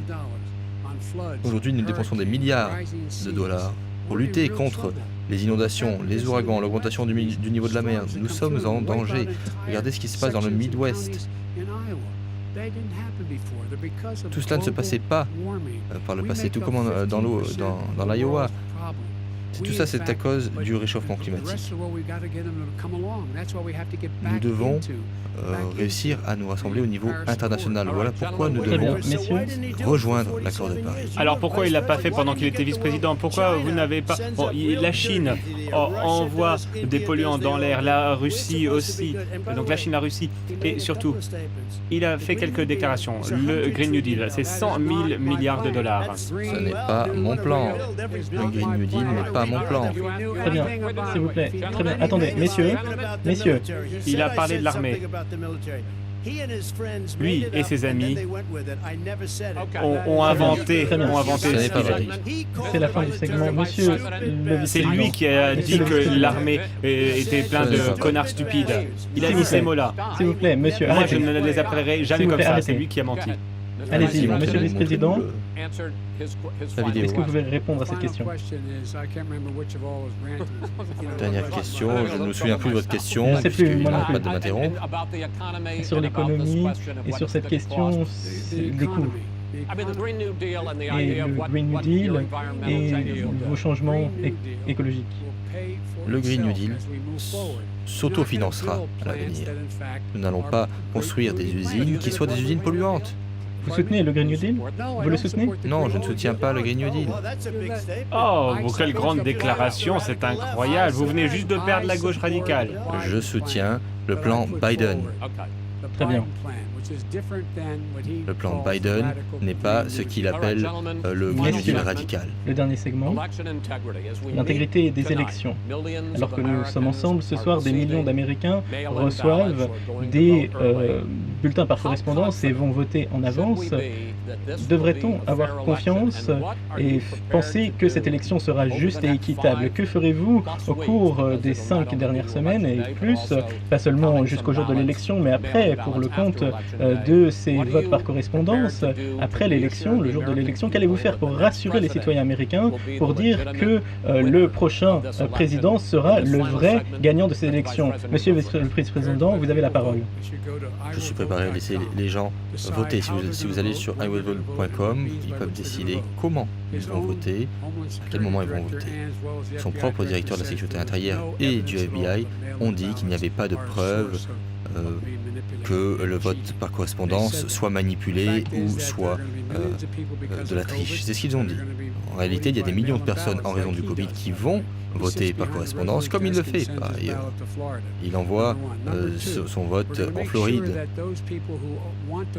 Ensuite, nous allons faire en sorte que toutes les personnes qui veulent voter en personne puissent le faire, avec une distanciation sociale, avec les bureaux de vote ouverts à l'heure et jusqu'à ce que tous les votes soient comptés. Il essaie tout simplement de dissuader les gens d'aller voter, il essaie de leur faire peur, il essaie de dire que l'élection ne sera pas légitime. Allez voter. C'est à vous de décider qui gagnera cette élection. Votez, votez, votez. Si vous pouvez voter plus tôt dans votre État, votez plus tôt. Si vous voulez voter en personne, votez en personne. Choisissez la meilleure manière de voter pour vous, puisqu'il ne peut pas vous empêcher de déterminer le résultat de cette élection. Ensuite, lorsque toutes les voix seront comptées, l'élection sera acceptée. Et je l'accepterai si je gagne, je l'accepterai si je perds. Mais si d'ailleurs il dit qu'il n'est pas certain qu'il l'acceptera, eh bien je vous dirai que ce n'est pas important, puisque si nous obtenons les voix, il n'aura pas le choix. Il devra partir. Il ne pourra pas rester au pouvoir. Ça n'arrivera pas. Donc allez voter. Comprenez que c'est à vous de déterminer l'avenir de ce pays pour les 4 années qui viennent. Ce pays va-t-il changer ou allez-vous avoir 4 années de mensonges de plus? J'ai écouté Joe parler de transition. Il n'y a pas eu de transition lorsque j'ai remporté l'élection. Regardez Hillary la crapule, regardez les différentes personnes. Il n'y a pas eu de transition. Pourquoi? Parce qu'ils se sont attaqués à moi, ils ont essayé d'espionner ma campagne, lancer un coup d'État dès le premier jour et même avant que je remporte l'élection. Lorsque j'ai descendu l'ascenseur avec la première dame, ils ont été une honte pour notre pays et nous les avons pris la main dans le sac. Nous les avons tous attrapés, nous avons tout enregistré et surtout, vous avez donné l'idée de la loi Logan. Vous devriez vous pencher dessus parce que on vous a attrapé la main dans le sac également. Président Obama était dans le bureau ovale, il le savait également. Alors ne parlez pas de transition libre. Concernant le scrutin, c'est une catastrophe.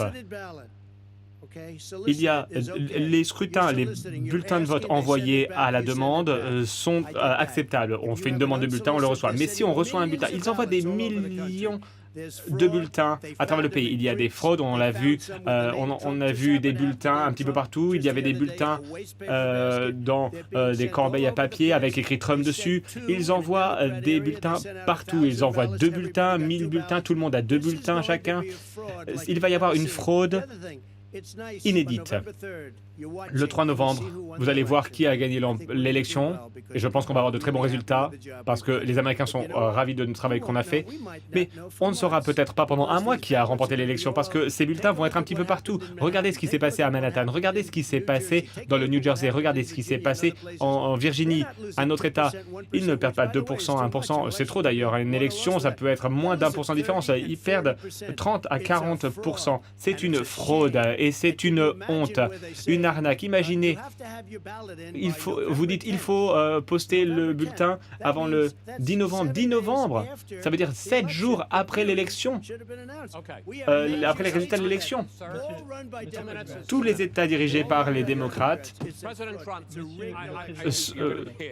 vont voir des arnaques. Pendant des mois, vous avez dit que le vote par correspondance sera une catastrophe, que c'est truqué, que ça va mener à de la fraude. Mais en 2018, au cours des élections, des millions de personnes ont voté par correspondance. 31 millions, un quart de tous les électeurs cette année ont voté par correspondance. Et maintenant, des millions de bulletins ont été envoyés. Qu'est-ce que vous allez faire ? Et est-ce que vous comptez que la Cour suprême, avec le juge Barrett, va prendre une décision? Oui, je compte sur eux pour compter les bulletins. J'espère qu'on n'aura pas besoin de leur aide pour l'élection, mais pour les bulletins, oui, c'est important. Parce que ce qui se passe est incroyable. J'ai entendu aujourd'hui, il y a au moins 1% des bulletins pour 2016 qui ont été invalidés. Ils disaient on n'aime pas, on les jette. Il y a des millions de bulletins qui ont été envoyés. Ce qu'il faut faire, c'est faire une demande de vote, une demande de bulletin. Je pose une question sur le fait que des millions de personnes ont reçu... Vous allez voter vous-même, comme on le faisait avant. Je vous pose une question sur le fait... Chris, soit vous faites une demande de vote par correspondance, vous recevez le bulletin et vous le renvoyez. Il y a des facteurs. Vous avez vu ce qui se passe en Virginie occidentale, par exemple. Les bulletins sont vendus, sont jetés dans la rivière. C'est une chose horrible pour notre pays. Cela ne va pas bien, cela ne va pas bien finir. Monsieur le vice-président, allez-y. Les États-Unis ont eu des bulletins par correspondance depuis des décennies, en particulier dans des États républicains également. Donc, ce sont des bulletins qui vous sont envoyés chez vous. Ils doivent être envoyés avant le jour de l'élection, mais si ensuite ils sont reçus après le jour de l'élection, ils devraient encore être comptés. Il a peur de compter ses voix, puisqu'il a peur de perdre. Vous avez tort. Chris, il se trompe, c'est faux ce qu'il dit. Monsieur le vice-président Biden, le plus grand problème au cours des années avec les votes par correspondance n'a pas été la fraude, ça a été le fait qu'un grand nombre, des centaines de milliers de bulletins sont rejetés parce qu'ils n'ont pas été bien remplis ou parce qu'il y a un certain nombre d'irrégularités. Ça compte comme de la fraude. Ils ne sont pas arrivés avant la date limite. Alors votre question, est-ce que vous vous inquiétez du fait que la Cour suprême, avec la juge Barrett, va prendre une décision et décider? Je suis préoccupé par le fait que une cour puisse décider là-dessus, puisque lorsque vous recevez un bulletin que vous le remplissez, vous devez avoir un récépissé. Vous devez pouvoir montrer que c'est vous. Si vous arrivez à vérifier que c'était vous avant que le bulletin ait été jeté, c'est suffisant pour compter le bulletin puisque quelqu'un a fait une erreur et n'a pas bien vérifié votre identité. Votez, dites qui vous votez, témoignez, c'est tout à fait légitime.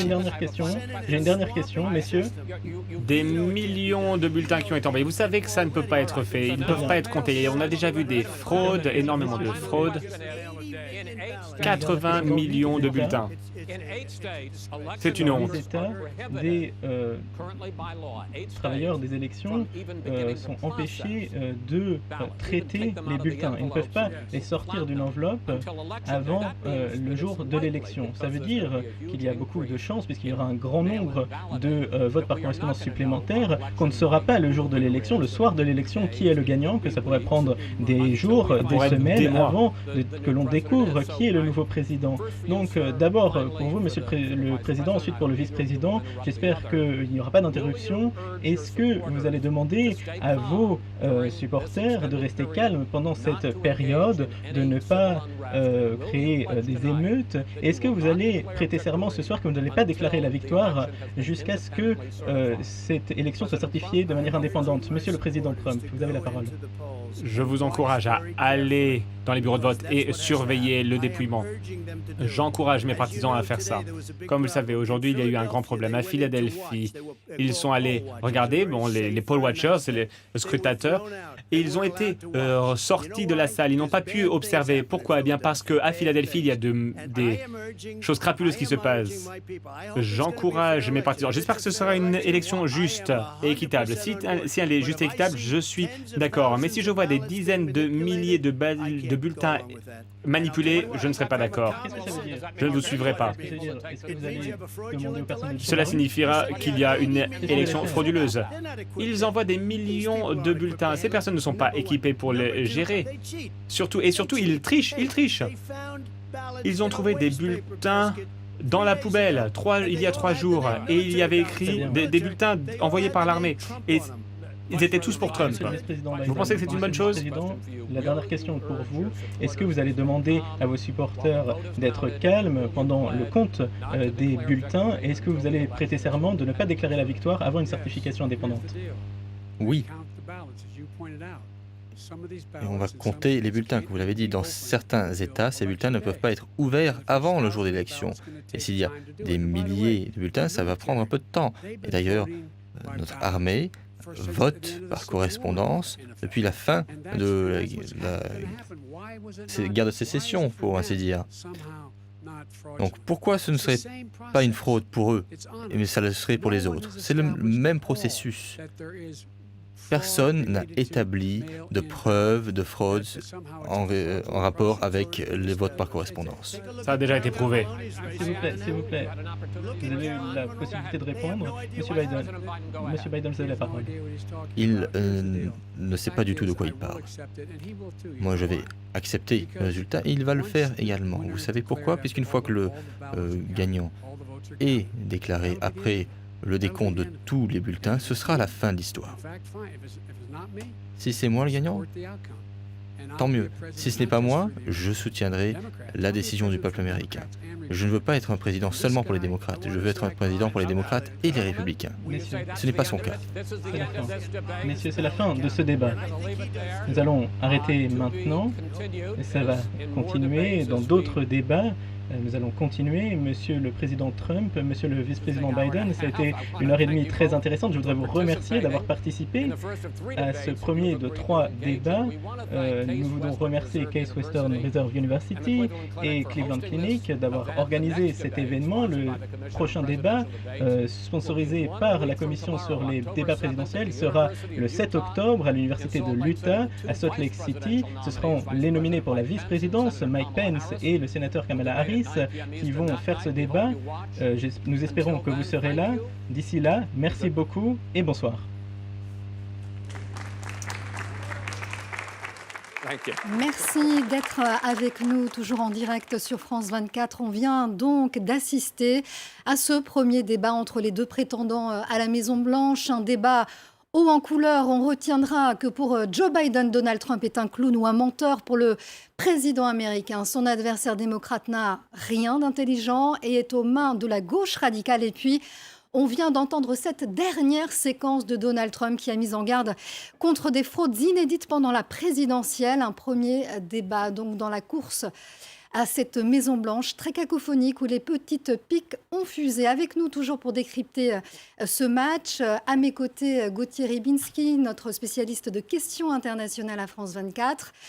À Washington se trouve toujours Benjamin Haddad, directeur de la Future Europe Initiative, membre du think tank Atlantic Council et auteur de Paradis perdu, l'Amérique de Trump et la fin des illusions européennes, sorti chez Grasset l'an dernier. Merci à vous d'être toujours avec nous. Et puis, bien sûr, il y a Sonia Dridi qui a suivi ce débat à Washington. On retrouve d'ailleurs Sonia à Washington. Bonsoir Sonia. Alors qui, selon vous, aujourd'hui, a gagné ce premier débat présidentiel? Alors, disons qu'on sort de ce débat un peu fatigué. On a l'impression aussi que le modérateur a dû être épuisé après cette heure et demie où finalement c'était plus qu'un débat, un vrai match entre les deux candidats. Oui, les deux candidats ont très peu finalement abordé le fond de leur programme, des sujets. Alors, Joe Biden, je pense, a pris le dessus parce qu'il est quand même apparu un peu plus calme que Donald Trump. Donald Trump, on l'a senti très tendu parce que dès le début, il n'arrêtait pas de couper la parole aux candidats démocrates qui n'arrivaient pas à en placer une. Mais là où Joe Biden a peut-être péché, c'est qu'il fallait s'y attendre parce qu'il est aussi connu, on dit ici, pour son Irish temper, son tempérament irlandais. Il perd assez vite son sang-froid et très vite, il est un peu rentré dans le jeu de Donald Trump parce qu'il a, par exemple, il s'est adressé à l'audience en disant « Mais est-ce que vous pouvez me dire ce que ce clown est en train de faire ?» Il a qualifié plusieurs fois Donald Trump de clown. Il a aussi dit à un moment Can you shut up, man? En gros, est-ce que tu peux te la fermer, mec?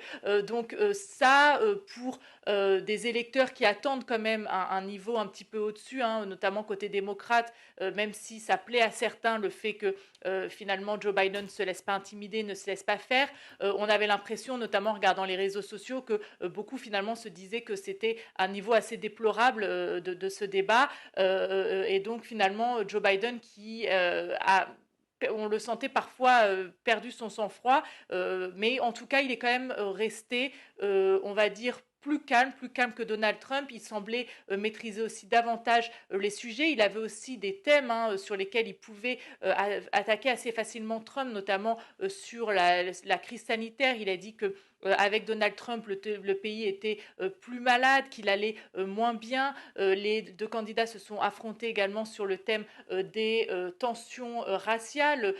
Donald Trump, qui essaie d'instiguer la peur chez les électeurs, dit que finalement, avec Joe Biden, eh bien, les banlieues seront menacées. Ce à quoi Joe Biden a répondu, Donald Trump, lui, n'a jamais vu une banlieue, sauf si il a pris un mauvais tournant. Donc voilà, Joe Biden avait quand même du répondant. On a vu aussi que le candidat démocrate le présentateur a rappelé que le candidat démocrate avait voulu se présenter, s'était décidé finalement à se présenter à l'élection présidentielle après le drame de Charlottesville, lors duquel eh bien, une manifestante antiraciste avait été tuée par un militant nationaliste blanc. Et ce soir, Donald Trump a refusé de condamner clairement une nouvelle fois les nationalistes blancs.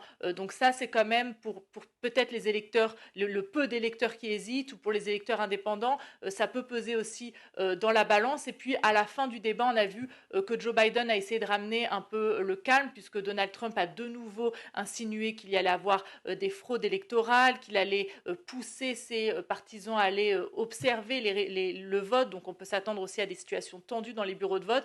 Et à la fin, Joe Biden a dit, écoutez, si je gagne, tant mieux, sinon je respecterai le choix des électeurs. Donc on a vu qu'à la fin de ce débat, il a tenté quand même de ramener un semblant de calme, et en tout cas d'apaiser un petit peu la situation. Mais sinon, on a vraiment assisté à peut-être, comme on s'attendait, mais peut-être encore plus que l'on s'attendait, à un vrai match entre les deux candidats qui ont finalement très peu parlé du fond. Merci Sonia Adridi à Washington. Gauthier, on va revenir sur ce débat qui a été particulièrement tendu et éprouvant. Il y a eu beaucoup de petites phrases, des phrases mesquines, des coups bas. Sonia Adridi vient d'en parler à Washington. Et puis, il y a aussi eu cette posture assez étonnante dans la forme de Joe Biden, qui finalement a très peu regardé dans les yeux son adversaire Donald Trump. Est-ce que finalement, ce n'est pas peut-être contre-productif?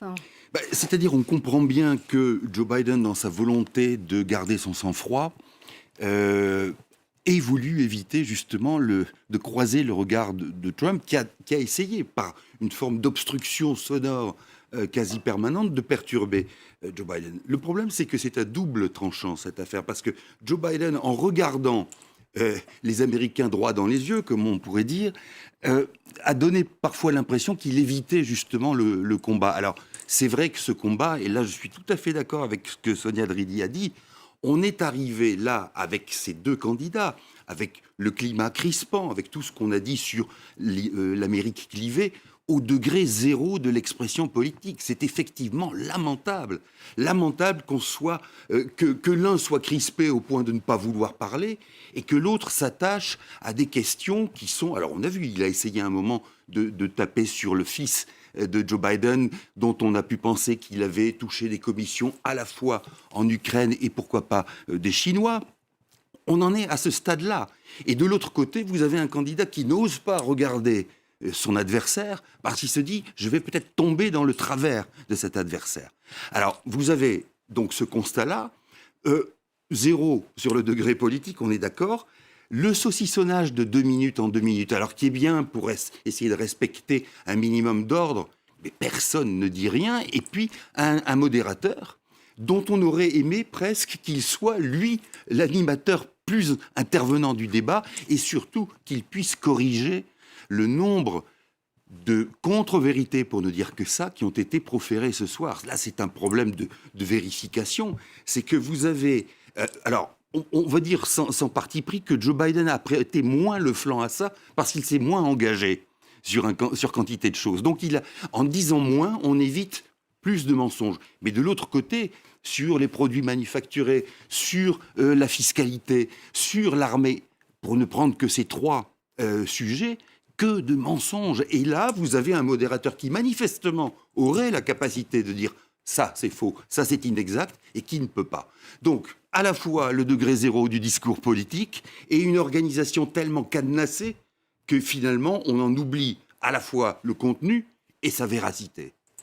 Alors, un débat particulièrement frustrant, on l'imagine, pour tous ces électeurs américains, avec beaucoup de passes d'armes et d'explications, de mise au point, notamment sur ce qui concerne la feuille d'imposition de Donald Trump. Retour. J'ai payé des millions de dollars d'impôts. Mais laissez-moi vous dire quelque chose. Avant d'arriver ici, j'étais un entrepreneur, un homme d'affaires qui respectait les lois. Comme tout chef d'entreprise, nous analysons les lois. C'est comme ça que ça se passe. C'est lui qui nous a donné une loi qui nous permettait tous ces privilèges, de dévalorisation, d'optimisation, avec des crédits d'impôt pour des hôtels sur Pennsylvania Avenue. Ça m'a été donné par l'administration Obama.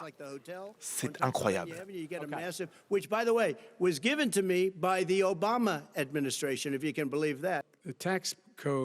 Il paye moins d'impôts qu'un enseignant. Il se dit intelligent et qu'il arrive à profiter des règles fiscales. Et c'est ce qu'il fait. Il profite des règles fiscales avantageuses. Et je veux supprimer ces règles avantageuses. Et on va aller à Washington retrouver Benjamin Haddad. Rebonjour, directeur de la Future Europe Initiative, membre du think tank Atlantic Council. On vient d'écouter cette passe d'armes entre Donald Trump et Joe Biden sur cette feuille d'imposition que finalement Donald Trump a promis de montrer. Et on a un peu l'impression que ça fait bis repetita avec ce qui s'était passé en 2016 avec Hillary Clinton. Oui, en effet, c'est pour ça qu'il est peu probable que ce soit un sujet qui bouge énormément d'électeurs. C'est-à-dire que si vous étiez choqué par ce genre de sujet, par l'opacité de Donald Trump sur ses finances personnelles et le fait qu'il a probablement échappé aux impôts depuis des années, vous auriez été choqué déjà en 2016, en 2017, en 2018. Donc on voit effectivement le New York Times qui a fait cette révélation dans une enquête très détaillée il y a 2 jours. Évidemment, ce n'est pas par hasard que ça sorte juste avant le débat, mais finalement, je pense que ça aura assez peu d'impact, en particulier sur l'électorat de Trump qui reste soudé autour de lui. La question, c'est évidemment de savoir s'il est capable d'élargir sa base, d'aller parler à des indépendants et des modérés. Je ne crois pas que ce débat ce soir l'ait aidé. Non pas qu'il sorte forcément affaibli de ces débats, il a été combatif, il a été énergique, il a démarré d'ailleurs assez fort, il a beaucoup attaqué, il a beaucoup interrompu Joe Biden, il a clairement essayé de le déstabiliser, de prendre le contrôle du débat, mais fondamentalement, l'image qui a été donnée, c'est une image assez médiocre. C'est un débat qui a été mal modéré. Chris Wallace, qui est pourtant un journaliste réputé aux États-Unis, a perdu le contrôle des 2 candidats. Il y a eu énormément d'interruptions, énormément d'insultes personnelles. Donald Trump qui est allé sur le terrain, évidemment, des attaques personnelles en insistant sur le fils de Joe Biden, Hunter Biden, et les polémiques sur ses liens éventuellement avec l'Ukraine, voire la Russie et la Chine. On a eu un peu de fond, mais assez peu. Et on a eu quand même une dernière séquence, je dirais, assez inquiétante sur la question de la légitimité du scrutin et de la reconnaissance par Donald Trump des votes par courrier. Donc globalement, et je suis en ce moment en train de regarder sur Twitter les réactions des uns et des autres, à la fois des commentateurs républicains et démocrates, il y a un point de consensus, c'est la médiocrité de la conversation qui a eu lieu ce soir. Je suis certain que les deux camps se sentent relativement renforcés. Donald Trump était combatif, Joe Biden n'a pas été trop déstabilisé, n'est pas sorti de ses gonds.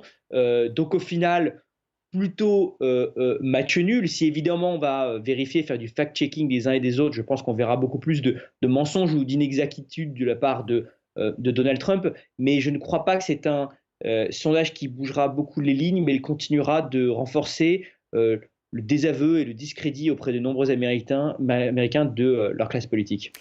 Alors, Benjamin Haddad, il y a tout de même, même si ce débat ne va pas changer les choses, il y a tout de même ces 3% d'indécis, hein, c'est ce qu'on lit dans les journaux. En fait, c'est un chiffre historiquement bas.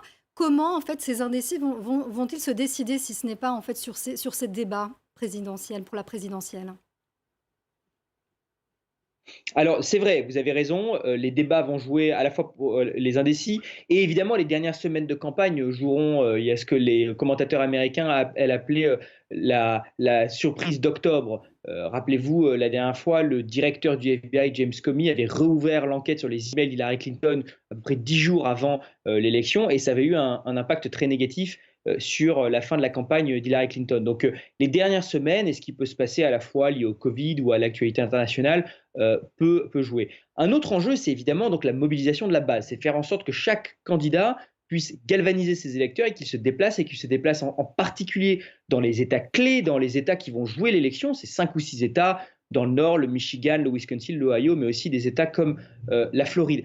Et c'est pour ça que l'une des lignes d'attaque de Donald Trump ce soir, c'est d'essayer de mettre en porte-à-faux Joe Biden avec la base de gauche, l'extrême gauche, Bernie Sanders. Il a essayé d'aiguiser les contradictions, de pousser Joe Biden à désavouer Bernie Sanders, à désavouer le Green New Deal qui avait été poussé par Alexandria Ocasio-Cortez à la Chambre des représentants. Il essaie d'éroder la base et de faire perdre la motivation des électeurs de gauche de Joe Biden. Je pense que c'était vraiment l'une de ses stratégies ce soir pour enfoncer un coin dans la base de Joe Biden. Mais une fois de plus, je crois que le rejet de Donald Trump, de sa personnalité et de sa politique sera probablement suffisamment motivant pour cette base le jour de l'élection. Merci beaucoup, Benjamin Haddad. Gauthier Rybinski, alors il y a donc... Benjamin Haddad vient de le dire, hein, Donald Trump a essayé de galvaniser sa base. Il a défendu son bilan, le libéralisme économique contre Joe Biden qui, lui, veut tout fermer, veut fermer le pays, en fait, face à la pandémie. Il veut tout détruire, a-t-il dit, et il accuse aussi, hein, il l'a dit plusieurs fois, Joe Biden d'être aux mains de la gauche radicale. Vous avez vu, c'est l'inverse quand même, parce que quand Donald Trump dit « moi, j'ouvre le pays », oui, il l'ouvre en entamant une guerre commerciale avec la Chine. Il l'ouvre en érigeant des barrières douanières vis-à-vis de l'Europe, vis-à-vis d'autres. Il rompt les accords de l'ALENA qui sont des accords de libre-échange. Donc le libre-échangiste n'est pas celui qu'on croit dans l'affaire. Primo. Quand on parle ensuite de la gauche radicale, quelle est-elle aux États-Unis? C'est effectivement cette génération qu'on a vue éclore à l'occasion des élections de mi-mandat et qui emporte l'enthousiasme d'un certain nombre d'électeurs américains. D'abord parce que, apparemment, ces représentants sont des gens brillants, hein, et qu'ils ont un certain allant. Maintenant, il faut bien voir ce que cette gauche affirme et ce qu'elle représente. Et c'est pour ça que Joe Biden y va de manière très modérée, parce que non seulement, effectivement, il peut tomber sous le coup de la critique de Donald Trump, mais parce qu'aussi, il peut se faire piéger par une certaine attitude et certaines revendications de cette gauche. Je m'explique. Mais il en a besoin. Oui, il en a besoin, mais si vous voulez, quand lui, par exemple, de manière traditionnelle, dit « bon ben voilà, je veux que les citoyens noirs et les autres soient à égalité, etc. » chose qu'il professe depuis longtemps, mais qu'il n'a pas forcément contribué à réaliser. Mais quand il dit ça, c'est à l'inverse de ce que veut la gauche identitaire américaine, qui, elle, est très focalisée sur le fait que des groupes doivent être soutenus, non pas des individus, mais des groupes, des communautés. Il y a donc, on pourrait en parler pendant des heures, mais il y a donc un phénomène communautariste à gauche, et qui n'est pas du tout en accord avec ce que Joe Biden, au moins, revendique, et ce qu'il revendique pour attirer un électorat. Donc vous voyez que cette affaire de gauche radicale, évidemment que c'est du pain béni pour Trump. À chaque fois, il dévie sur cette gauche-là, ce qui lui permet, lui, de ne pas se prononcer sur ses choix, qui sont les choix de l'extrême droite, et des suprémacistes, entre autres. Vous voyez, ça sert de dérivatif. Pour le reste, on verra comment l'électorat se comporte. L'électorat de gauche, vraiment, ne peut pas rater cette occasion de chasser Trump, si possible. Merci beaucoup Gauthier Rybinski. Vous avez le mot de la fin, car c'est la fin de cette édition spéciale consacrée à ce premier débat présidentiel entre Donald Trump et Joe Biden. On marque juste une courte pause et on fait le point dans notre prochain journal dans un instant. À tout de suite.